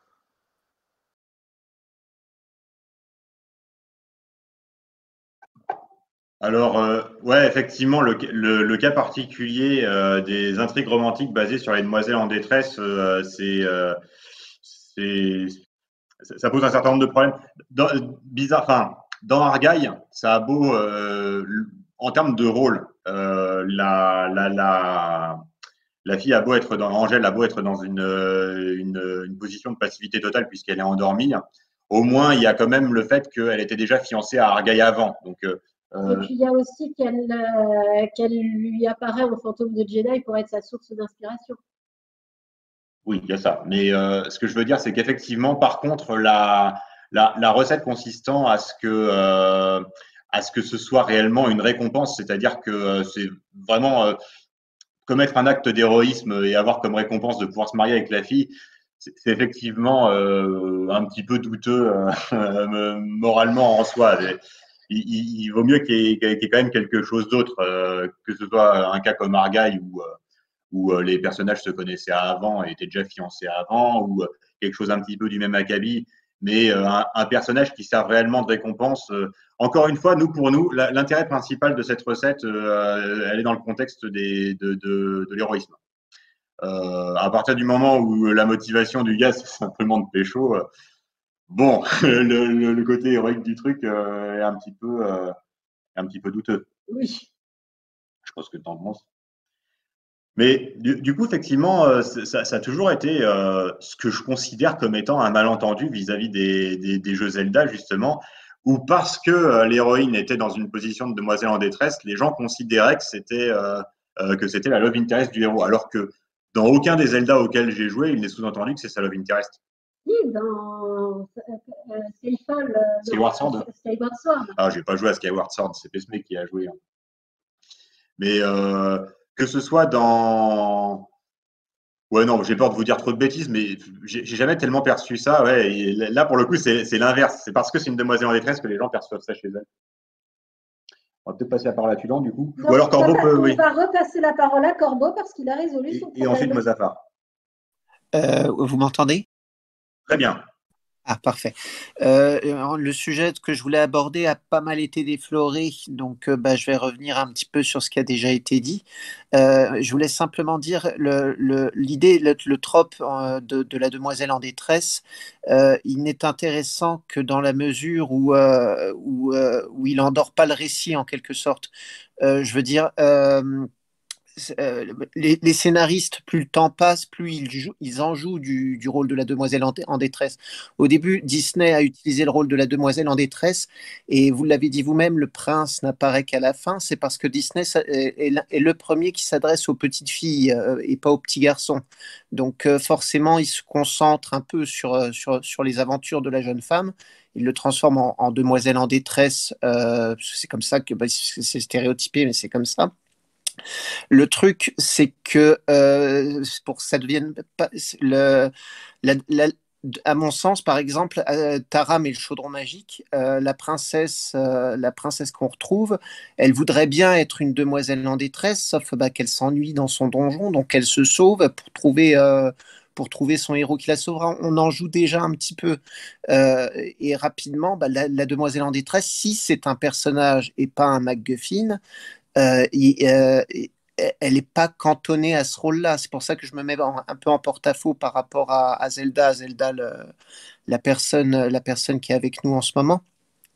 Parce que en substance, à moins que le personnage ne soit un MacGuffin comme dans Argaï, je ne suis pas certain que ce soit très intéressant pour un scénariste qui raconte une histoire. J'espère que j'ai été clair. Voilà. L'exemple que j'aurais envie de citer est un exemple qui nous a plu à nous, mais qui n'a apparemment plu à personne d'autre. C'est celui de la famille russe dans la version cinéma de Justice League, où nous avons trouvé que justement ça créait une dynamique intéressante et que ça mettait en valeur l'héroïsme des héros, mais ça a été effectivement très mal reçu. Peut-être en partie parce que ce sont des personnages qui sont bien identifiés, mais pour ne servir qu'à ça. Parce que c'est ça qui a déplu aux gens. Ce sont des personnages en détresse. Oui, ce sont des personnages complètement en détresse. Alors, c'est une famille complète. Ils essayent de prendre les choses en main. Il y a ce truc que tout le monde a trouvé ridicule, mais que, moi, je trouve super classe. Où la petite fille prend de l'insecticide dans l'intention évidente de s'en servir contre les paradémons. Évidemment, ça va servir à rien, mais voilà. Ouais, non, effectivement, il y a une distinction à faire entre des personnages qui sont vraiment des personnages en jeu et des personnages qui soient réellement des personnages. Et pour ce qui est des princesses Disney, c'est généralement réellement des personnages, peut-être pour la raison évoquée par Corbeau. Pour les demoiselles en détresse de jeux vidéo, ça dépend. Mais pour la famille russe dans Justice League, c'est uniquement des enjeux. On va peut-être écouter Mozaffar si. Oui, juste pour dire que typiquement, les demoiselles en détresse de jeux vidéo sont justement des MacGuffin. Zelda n'est pas tant que ça dans oui, dans Ocarina of Time en tout cas. Mais pour Peach, par exemple, je ne saurais pas prononcer son pseudo. Il en a parlé. Et pour moi, Mario, c'est une parodie parce que Peach, justement, tant qu'on ne se concentre pas sur elle, c'est Mario le héros. Et quand on se concentre sur elle, justement, on montre qu'elle prend son rôle un peu en porte-à-faux, qu'elle boit à l'occasion. Je crois qu'il y a un jeu de rôle japonais où on trouve un god dans sa chambre, etc. Enfin, bref, excusez-moi, je bafouille. Je laisse la parole. Juste précision vocabulaire. Un MacGuffin, c'est un objet utile à l'intrigue que les protagonistes doivent trouver pour faire avancer l'intrigue. Mais doivent trouver ou faire quelque chose avec, mais sa réalité pratique n'a pas d'importance immense, au-delà du fait que c'est important pour les héros. Disons que les péripéties ne tourneront pas autour du fonctionnement pratique de l'objet en question. Bon, Mozaffar, es-tu prêt à prendre la parole? Oui, moi, après, c'est vrai que j'ai un peu la vision classique. Je pense que si on demande à l'homme de la rue, ce que c'est que la demoiselle en détresse en tant que trope, il dira que c'est un truc purement romantique avec une dame qui a besoin d'être sauvée. Et il me semble que quand même, dans beaucoup de cas de figure, ça reste toujours l'idée d'un personnage qui est enlevé d'un... Et là, en ce sens, je reprends un peu ce qu'avait dit la personne qui parlait du fait que c'était le setting qui comptait. J'ai l'impression que du coup, ça vise souvent à intégrer un personnage dans une société, dans le sens où on retire la demoiselle en détresse du milieu dans lequel elle devrait être et dans lequel elle devrait se conformer, pour du coup la mettre dans les marges, souvent capturée par un méchant qui est représenté comme le mal. Et du coup, le fait que dans beaucoup de cas, ça soit une trope romantique où le héros qui la sauve doit au final s'intégrer avec elle et fonder un logis, je trouve que ça donne un côté très malsain aux relations humaines à deux points de vue. Déjà, il y a le côté un peu évident de chosification de la femme qu'on a évoqué et qui est souvent mis en avant par les féministes, même si ce n'est pas évidemment toujours le cas, parce que par exemple, on peut avoir des hommes qui sont des demoiselles en détresse. Mais surtout, en plus, ça pose parfois la question du consentement, parce que dans les contextes où la demoiselle en détresse est sauvée, en fait, sans parler des effets psychologiques entre guillemets, la redevabilité qu'elle aurait envers son sauveur, souvent la pression fait que cette trope conduit le personnage sauvé du coup à s'intégrer avec son sauveur. Je trouve que c'est une très mauvaise vision, très malsaine des relations interpersonnelles. Mais après, a priori, vous avez une vision un peu plus déconstruite, je sais que vous n'avez pas le mot, mais une vision un peu plus déconstruite de ça, dans le sens où du coup, on n'est plus forcément dans des relations romantiques. Du coup, ça devient un peu un ressort scénaristique ou un MacGuffin vivant, pour paraphraser TV Trop. Mais la question que je me pose, du coup, et d'ailleurs, j'aurais pas une anecdote à vous raconter si j'en ai le temps, mais uniquement si vous me l'accordez. Mais la question que je me pose, c'est du coup, dans la mesure où ça devient un ressort scénaristique ou un MacGuffin et que du coup, c'est complètement épuré de tous ces attraits romantiques, est-ce qu'on peut avoir des types de demoiselles en détresse qui, au final, ne seraient pas du coup des femmes ni des hommes, mais des objets ou des animaux dans certains contextes, donc du coup pour essayer de pousser le raisonnement jusqu'au bout. Et si c'est pas le cas, est-ce que du coup ça devient juste une histoire de personnage fonction? J'ai pas vu Sauver Willy, mais Willy est pas une demoiselle en détresse. En tout cas, Tirelire en est une dans Taramel Chaudron Magique. Déjà, pour rebondir sur la première notion, oui, effectivement, ça véhicule dans la version romantique et même dans d'autres versions proches de cette idée, ça véhicule une idée un petit peu viciée de la gratitude et de la redevabilité. Mais de façon générale, toutes les fictions qui présentent la gratitude comme un devoir ont plus ou moins ce problème-là à des degrés plus ou moins grands. Ça, effectivement, c'est quelque chose d'un peu plus général. Des fois,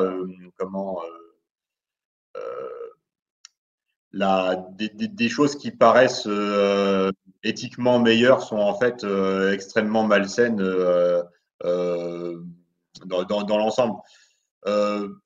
Donc ça, c'est une première chose. Là, ensuite, pour les personnages fonctions, les objets, tout ça, disons qu'il faut quand même prendre en considération, il faut quand même continuer de faire de la distinction pour prendre en considération ce dont parlait Zelda tout à l'heure. Donc Zelda la personne, hein, pas Zelda le personnage de jeu vidéo. C'est que qu'est-ce qui se passe quand on est identifié à un personnage qui joue ce rôle-là? Personne ne va être identifié à Willy de Sauver Willy ou à Tirelire de Taram et le Chaudron Magique ou à un objet qui jouerait ce rôle-là. Il y a donc cette idée que les personnages représentent des gens. À partir du moment où les personnages représentent des gens, les rôles de ces personnages représentent des idées qu'on peut se faire sur les gens. La comparaison avec des objets ou des animaux s'arrête à cette considération-là. Maintenant, évidemment, c'est possible d'envisager des animaux dans ce rôle-là. Dans Sous les mers, c'est souvent ça. Ce sont des animaux en danger et tout ça. Mais le genre d'héroïsme qui transparaît pour le spectateur quand c'est des humains en détresse et quand c'est des éléments de la nature en danger ou des raretés qui risquent de disparaître, l'impression faite n'est pas la même, je trouve. Je sais pas ce que tu en penses, toi. Oui, d'accord. Les Nectones dans Sous les mers sont très héroïques, mais quand ils vont sauver des kayakistes en danger ou quand ils vont sauver des baleines ou un biotope menacé par des industriels, ils font pas la même impression. Et il y a une connotation globalement différente. Non, c'est peut-être pas gravissime, hein, c'est peut-être une fausse distinction. Encore une fois, on a peut-être nous-mêmes des tropismes qui sont uniquement les nôtres et qui ne sont pas forcément ultra partagés. Et sinon, un troisième truc, c'est pas qu'on n'aime pas le mot déconstruction, c'est qu'on le trouve un petit peu galvaudé. Enfin, moi, je le trouve un petit peu galvaudé, c'est surtout moi, en fait. Moi, je trouve surtout que c'est un mot qu'on dit quand on ne sait pas quoi dire. C'est pour ça qu'il est galvaudé. Un contre-exemple historique qui est assez rigolo par rapport à la trope littéraire, c'est que souvent la personne en détresse, la demoiselle, elle est kidnappée. On utilise le terme de raped qui a donné, qui vient du coup du latin rapture, apérer, et qui signifie qui a donné viol, mais qui veut dire aussi se saisir d'une personne et l'enlever.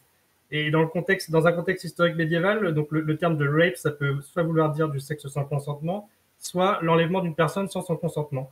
Or, ce consentement n'est pas nécessairement celui de la femme, mais ça peut être celui du mari ou du père. Et du coup, c'est important de comprendre que dans un contexte juridique médiéval, ça peut inclure les cas de figure d'une femme qui a une forte personnalité et qui refuse de se marier, du coup, contrairement à l'avis de ses parents, et qui décide de quitter le logis avec les bagages avec la personne qu'elle a choisie de son cœur. Et du coup, je trouve ça rigolo parce que c'est un peu le contre-exemple juridique, historique qu'on retrouve dans des textes parfois et qui font un peu contre-pied de la trope. Hélène de Troie est un exemple ambigu de ce point de vue-là. Effectivement, il y a ce sortilège. Elle n'est pas responsable de ses actes. Il y a le statut des actions des dieux dans la façon dont on est censé comprendre l'intrigue a toujours été ambigu. Quand on dit qu'Ulysse est rusé, on veut dire qu'il a l'approbation d'Athéna et qu'elle lui souffle des idées. C'est synonyme de ce point de vue. Enfin, elle part volontairement avec Paris parce que celui-ci a passé un pacte avec les dieux. Mais du coup, il y a effectivement, ce contresens n'est pas le mot, mais en tout cas, cette déformation de sens était déjà présente dans l'Iliade. On va passer la parole à Tudan. Du coup, tout le monde m'entend? Oui, très bien. Alors, donc moi, ma question c'était, est-ce qu'il y a déjà eu un cas où vous êtes tombé sur un truc de demoiselle de détresse qui vous a paru, mais déplacé en fait? Ça n'avait aucun sens pour les personnages ou pour l'intrigue, vraiment un truc qui donne l'impression d'être forcé. Jennifer dans Chris Colorado vraiment nous a fait cette impression-là. C'est pas le seul personnage à nous avoir fait cette impression-là. Au début, dans nos premières vidéos, on utilisait une expression qu'on n'utilise plus tellement parce qu'on l'a plus trop croisée. On disait la fille qui sert à rien. La fille qui sert à rien, c'est typiquement ça. Oui, sauf que la fille de… comment il s'appelle là, le film des Daft Punk enfin, la fille du film des Daft Punk, Interstellar, oui. Interstellar, est typiquement une fille qui sert à rien, mais si, elle sert effectivement à être un MacGuffin. Donc, Bah, disons que oui, ça nous arrive de trouver ça déplacé, oui, mais un exemple qui serait. Milky Way me fait remarquer que dans Interstellar 155, les personnages en général ne servent à rien. Oui, bon, de toute façon, oui, c'est un film un peu comme ça. Mais oui, ça nous est arrivé de trouver ça, effectivement. oui, Mais mais comme c'est des choses pas agréables, du coup, c'est des choses qu'on ne retient pas. au final, on est plutôt bienveillant et notre mansuétude est presque infinie. On retient un exemple qui nous paraît être un bon exemple à citer à chaque fois et du coup, on oublie tous les autres. Donc, ouais, bah, on va se contenter de Jennifer en Prince Colorado, qui est pourtant une série qu'on a vue il y a 10 ans. Où effectivement, ça nous a vraiment paru déplacé. Typiquement, pour que ça se produise, il faut vraiment que le personnage se fasse capturer pour rien et que l'intrigue soit porteuse d'enjeux plus intéressants si ce personnage ne s'était pas fait capturer. Il y a des moments comme ça avec Winry dans FMA Brotherhood, mais comme je préfère nettement le traitement de Winry dans FMA Brotherhood que dans FMA 2003, j'aurais mauvais cœur à reprocher ça à FMA Brotherhood. Ouais. On va essayer de penser à d'autres exemples, mais là, comme ça, donc ça nous reviendra peut-être. Alors, Alexander avait posté son avis par écrit. Alors, je crois que la question était de savoir quelle était la pire demoiselle en détresse pour nous. Je crois que c'est ça, donc on va peut-être le confirmer. Bon, du coup, même réponse, on va dire que c'est la Jennifer en Prince Colorado. Pas forcément parce qu'on considère réellement que c'est la pire, mais parce que c'est l'exemple qui nous vient à l'esprit présentement. Okay, oui, c'est ça, voilà. C'est Naoko qui avait demandé la parole ensuite. Ouais, Naoko, vas-y. Oui, je vais donc poser ma question, puis j'irai dormir après.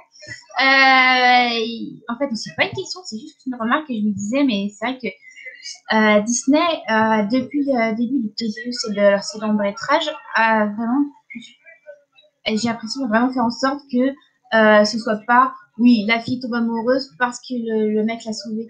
Parce que, par exemple, dans Blanche-Neige, justement, dans Blanche-Neige, le prince et Blanche-Neige se rencontrent avant qu'il la sauve.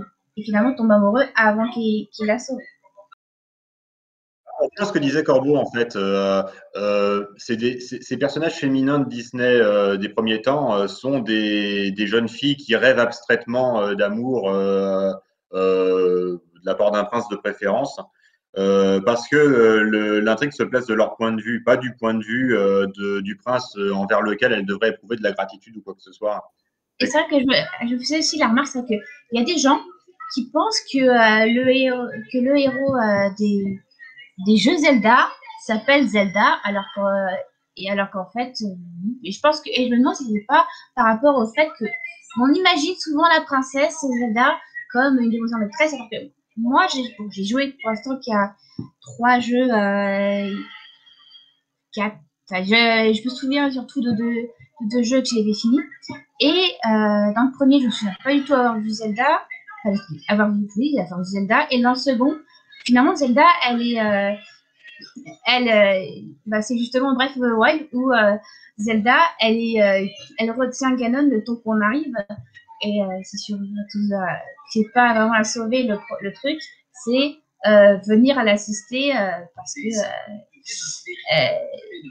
elle le retient et que c'est surtout Link qui a la force et le pouvoir de le tuer. Alors, ouais, pour Zelda, c'est surtout dans les années 90 que les gens croyaient que Link s'appelait Zelda, enfin que le héros s'appelait Zelda. Je crois que depuis au moins 10 ans, les gens font plus trop cette confusion. Mais là, par contre, il y a le paramètre que c'est le titre des jeux, c'est comme Metroid. Il y a des gens qui s'imaginaient que Samus s'appelait Metroid, du coup. Dans un contexte Heroic Fantasy, on peut parfaitement imaginer qu'un garçon puisse porter un nom comme Zelda. C'est quand même un prénom relativement rare IRL, donc ça existe, hein, la preuve, mais à partir du moment où il y a des femmes qui s'appellent Rémi, moi, plus rien ne m'étonne. Mais en tout cas, ouais, On en revient à ce que disait, je ne sais plus qui c'était, j'ai peur de mésattribuer le propos, je crois que c'était Filia, sur effectivement le caractère un peu minimaliste de ces jeux en termes de scénario et d'enjeux, où effectivement Zelda est souvent un personnage qui apparaît en fait très peu, que ce soit dans le premier Zelda, dans le deuxième elle est carrément endormie, dans Link to the Past on la voit peut-être un petit peu au début et sinon on la voit seulement à la fin. Dans les oracles, on ne la voit qu'en connectant les deux jeux. Dans Link's Awakening, on ne la voit même pas du tout. Dans les oracles, les éponymes oracles, on les voit très peu aussi. Voilà, c'est des trucs un petit peu minimalistes. Donc c'est assez logique que les gens puissent imaginer que le titre faisait allusion au héros plutôt qu'au personnage qui est l'enjeu de l'intrigue. On va peut-être passer la parole à Yoregnol qui voulait justement réagir sur Zelda, donc on est bien dans le thème. Merci d'avoir prononcé son nom, ça m'éviterait de me ridiculiser. Et il reste 7 personnes sur la liste d'attente. Ouais!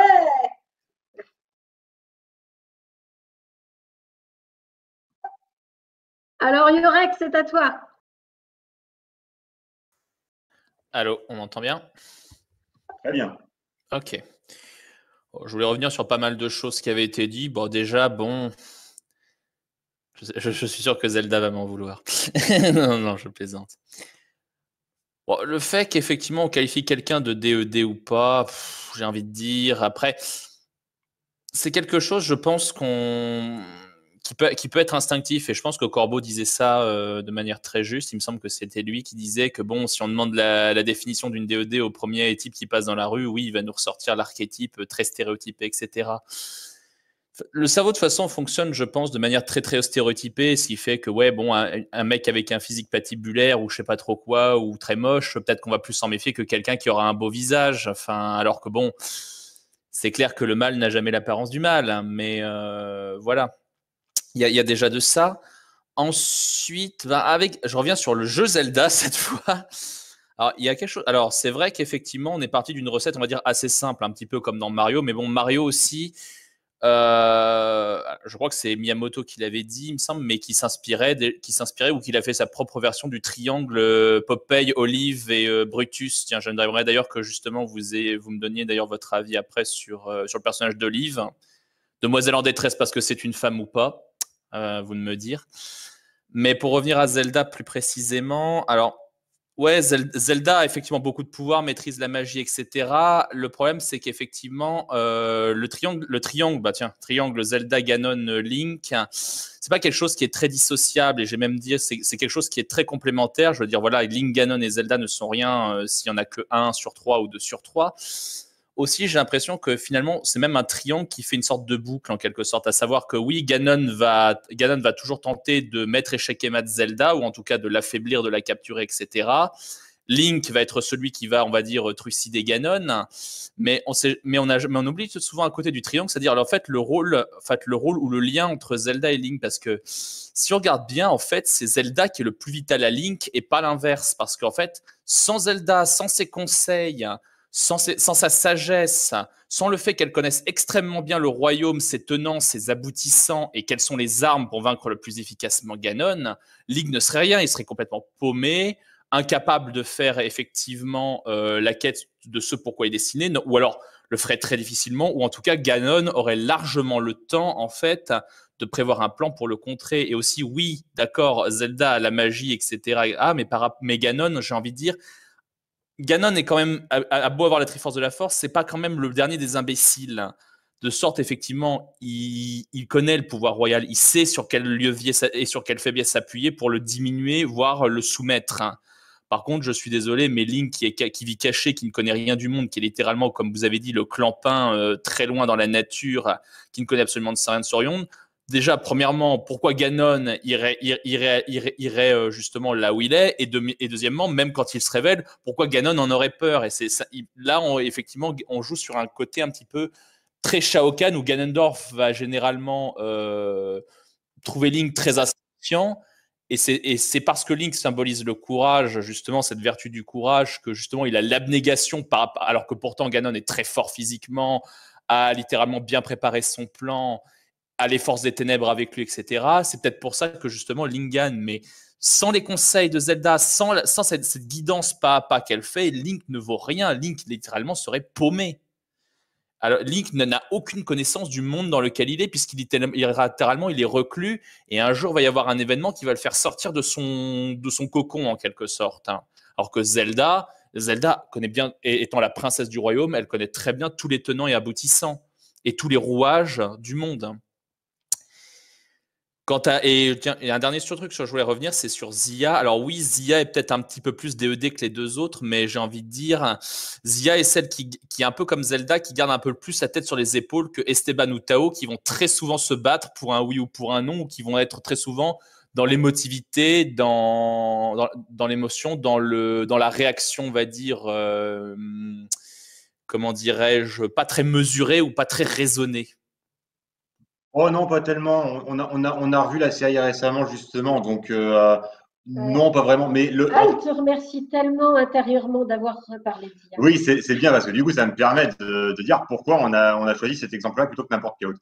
Parce que là, pour le coup, c'est un personnage pour lequel ils ont tenté un équilibrage dans les saisons plus récentes, la 3 et la 4 principalement. Où là, pour le coup, ils sont partis dans un excès complètement ridicule de la faire quasiment omnipotente, de façon même pas, enfin, je le dis même pas au sens figuré. À la fin de la série, Zia, c'est Dieu, mais littéralement. Non, quand même pas, parce que ça existe des séries où à la fin, le héros, c'est Dieu. Mais là, non, elle est effectivement quasiment omnipotente. Et c'est bon, disons qu'on voit avec cet exemple-là que c'est pas vraiment la solution, quoi.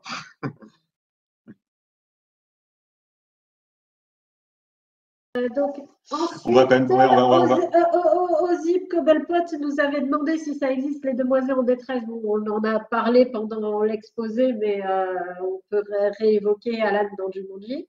Les demoiselles en détresse hommes, c'est ça? Les demoiselles en détresse. Ah, les demoiselles en détresse. D'accord, oui, on a parlé d'Alan dans le Jumanji. Il y en a qui sont plus circonstanciels. On a parlé des personnages de One Piece. Il y a Ace dans One Piece qui tient un rôle comme ça dans son arc. Là, c'est circonstanciel. Hein. Il n'est pas tout le temps comme ça. Mais son rôle le plus important dans l'intrigue est celui-là.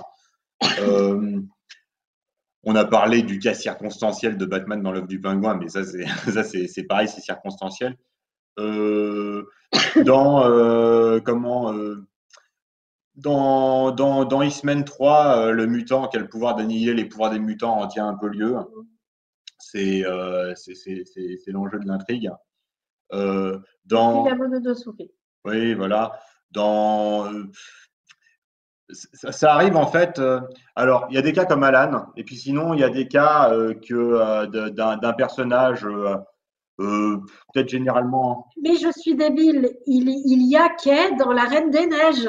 La Reine des Neiges est une histoire de demoiselles en détresse. Le conte d'Andersen. Le conte d'Andersen, oui. La Reine des Neiges de Disney n'a de La Reine des Neiges que le titre, et encore seulement en français. Donc. Ouais, on a des trucs comme ça. Oui, ça arrive. Effectivement, l'un des sous-genres est le fait d'avoir des personnages qui sont détenteurs d'un pouvoir particulier ou d'une aptitude spéciale qui fait qu'ils sont d'une importance capitale et que du coup, ils sont capturés et il faut aller les sauver. Et ça peut être des personnages masculins dans ce cas-là, de façon assez fréquente. Ah, donc Kairi dans la saga Kingdom Hearts n'est pas vraiment une demoiselle en détresse, puisqu'on parlait de jeux vidéo. Vu qu'après, elle rejoint Sora et Riku de Mani à Keyblade, vous devriez peut-être essayer ce jeu et aussi, et du coup, non, t'es pas prêt, on va te redire, Lucie, mais là, du coup, il faut qu'on puisse lire le message.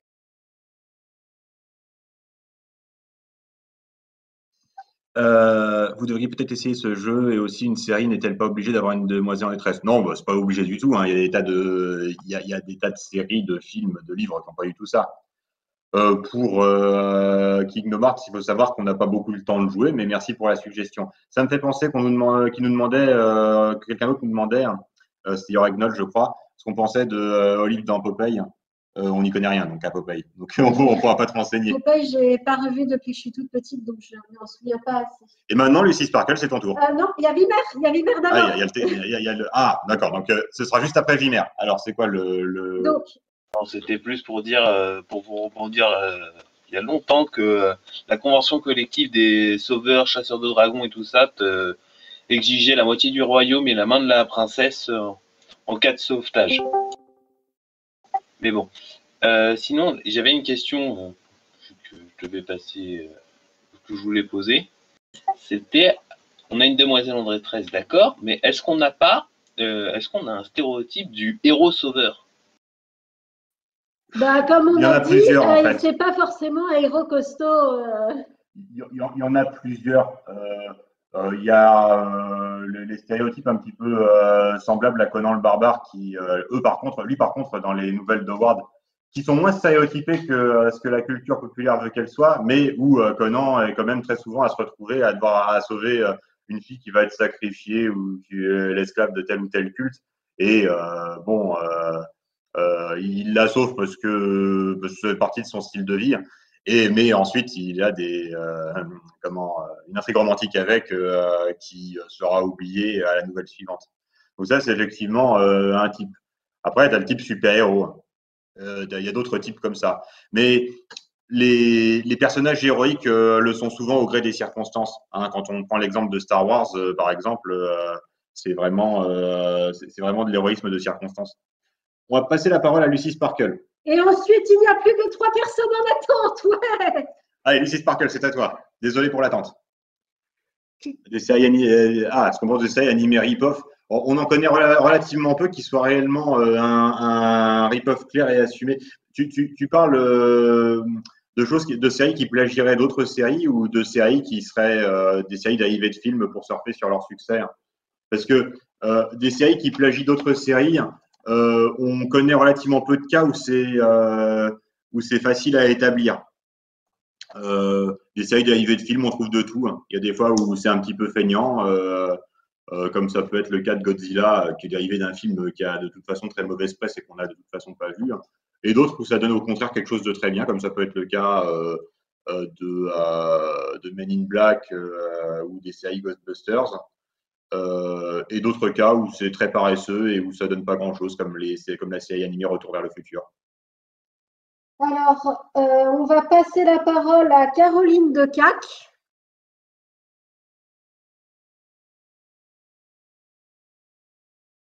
Bon, vu que c'était bien la deuxième, on a bien répondu du coup. Oui, non, il y a de tout hein, en série dérivée de films. En fait, c'est bon, merci. T'es sûr, hein, parce que il faut pas que tu t'inhibes parce que la liste est longue. Bah, elle n'est plus tellement longue maintenant. Hein. Oui.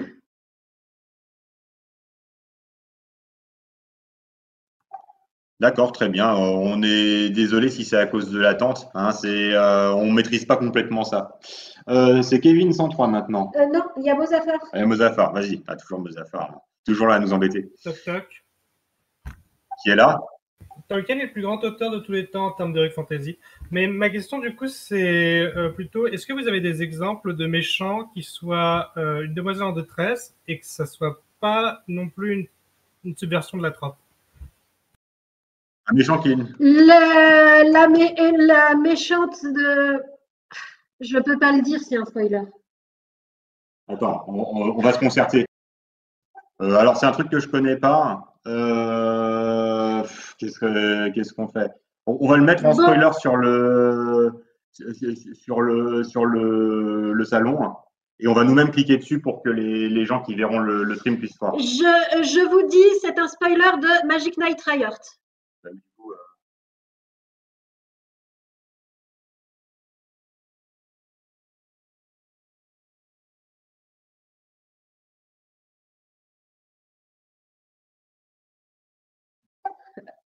Bon, bref, c'était la seule question. Mais donc, il y a certainement d'autres cas. Oui, ça a dû arriver à Mystique dans les X-Men. Ça arrive au Comte Dooku dans un épisode précoce de The Clone Wars, mais il est prisonnier avec Anakin et Obi-Wan. Et je me souviens plus s'ils s'en sortent seuls ou s'ils finissent par finit par venir à leur rescousse. Je me souviens plus, mais je crois qu'ils s'en sortent tout seuls, oui. Ils sont chez une bande de Trandoshan, je crois. Je me souviens plus bien, c'était il y a longtemps. Mais sinon, ouais, ça arrive que le méchant soit capturé et qu'une partie des sbires essaie de venir le sauver. Ah, le Dr Black dans Slugterra, il y a ça. Il raconte son origin story dans un très très beau flashback, alors qu'il est prisonnier des gentils. Et il y a tous les gens à peu près capables de surveiller la prison qui sont là parce qu'il est d'un tel enjeu stratégique que tous les autres méchants viennent essayer de le délivrer. Après, c'est qui? Kevin 103. Alors, après, c'est Kevin 103.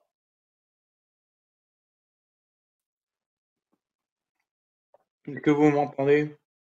Très bien. J'ai bien envie de revenir sur les personnages, les demoiselles en détresse, sur les types. Parce que je crois qu'il y en a plusieurs. Il y a par exemple... Hein? Je disais, vas-y. Il y a par exemple déjà Aïta, déjà, qui est une demoiselle en détresse, on va dire, pure, déjà. Il y a ensuite Loïs qui, on va dire, qui arrive à tenir tête, même si elle doit être sauvée. Et il y a aussi les personnages qui pourraient se débrouiller, mais qui ont besoin d'aide pour découvrir ceux qui pourront s'échapper de ce monde ou réussir à vaincre le méchant. Mais il y a aussi des personnages où on ne s'attendait pas à ce que ce soit des fois des personnages en détresse, comme par exemple Eren Yeager dans l'Attaque des Titans, qui des fois est un personnage en détresse. Et au fait, des fois, il est capturé à cause de son pouvoir.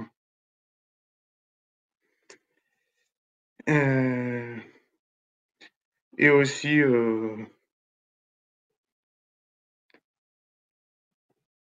Mais aussi, j'ai bien envie de revenir sur le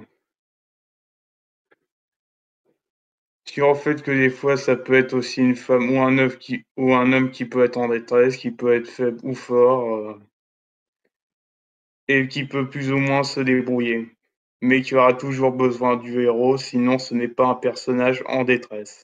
Donc voilà, c'était tout.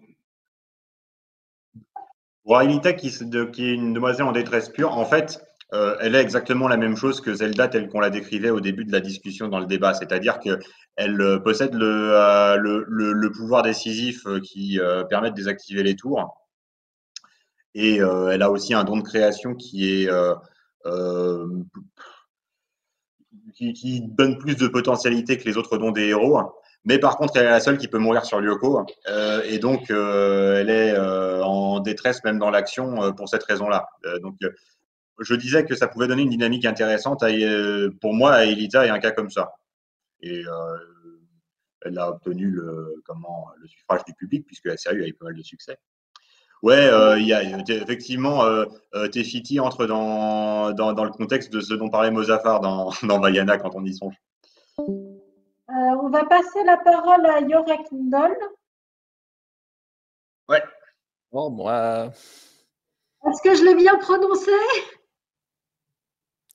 Bah, Gnoll, oui. C'est un O comme ça, c'est Gnoll, c'est pas Gnoll, c'est Gnoll, d'accord. Ça vient des créaturiennes de Donjons et Dragons. Bref. Deux choses. Alors déjà, ça va faire plaisir à Al, mais je vais encore reparler de Zia. Vous parlez surtout de la saison 1, mais dans les autres saisons qui ont été faites, on va dire plus tardivement, les saisons récentes, 2, 3 et 4, je crois.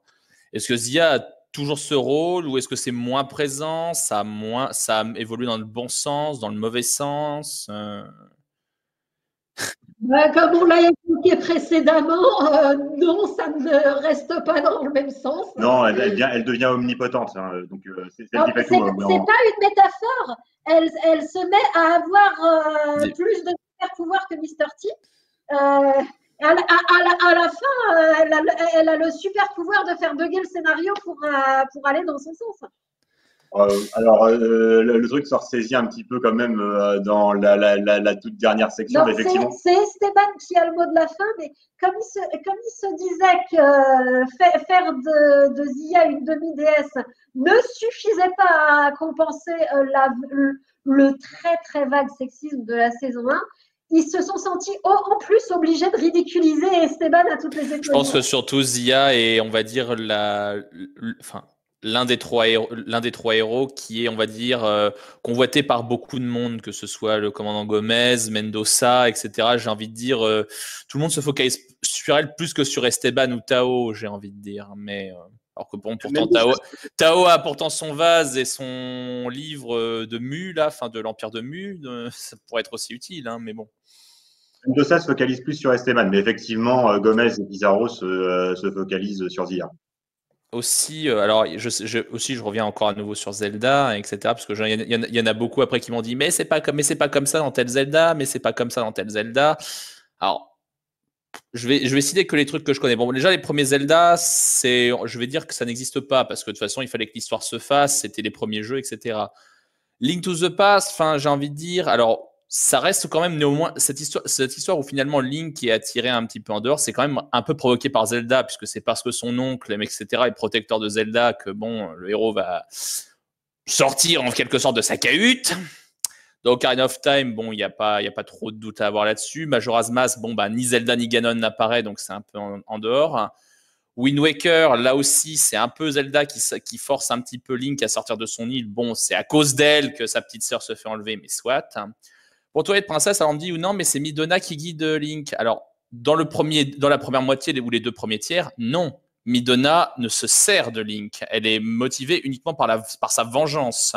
Mais c'est bien Zelda qui l'amène dans le droit chemin, qui connaît mieux ce qui s'est passé, qui explique pourquoi le royaume est dans tel état à cause de Xanto manipulé par Ganon.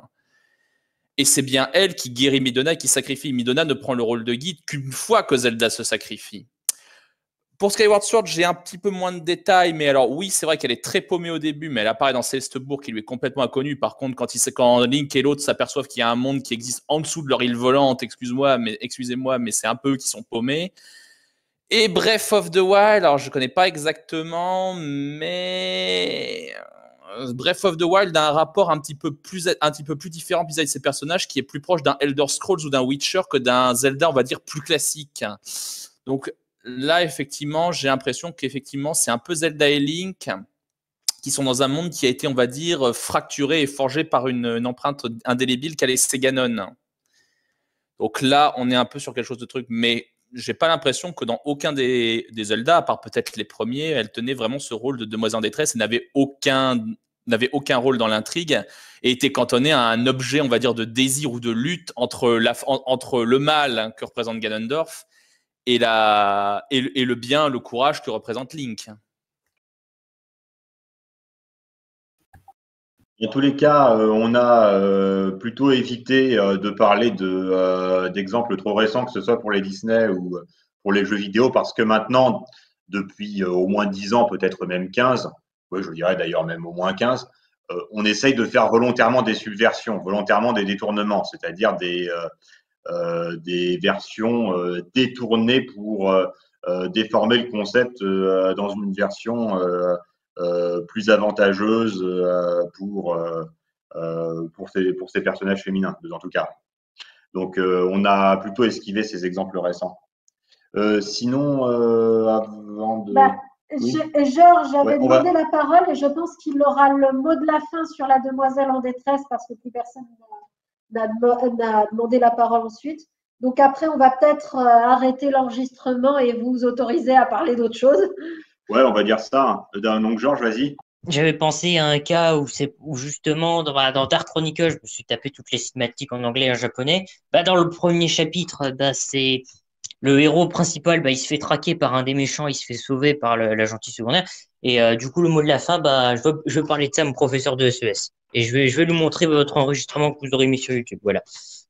Vous serez connu. Enfin, vous êtes déjà connu, mais voilà. Sur ce, au revoir. Bon, donc on va sans doute arrêter l'enregistrement là et vous pouvez d'ores et déjà aborder d'autres sujets que la demoiselle en détresse dans la conversation. On vous remercie d'avoir alimenté ce débat. On a eu des réflexions très riches ensemble. Et je rappelle aux gens qui nous écoutent sur YouTube qu'on fait ce genre d'événement après chaque vidéo. Enfin, on fait un débriefing des vidéos après chaque vidéo sur notre Discord, donc n'hésitez pas à nous joindre.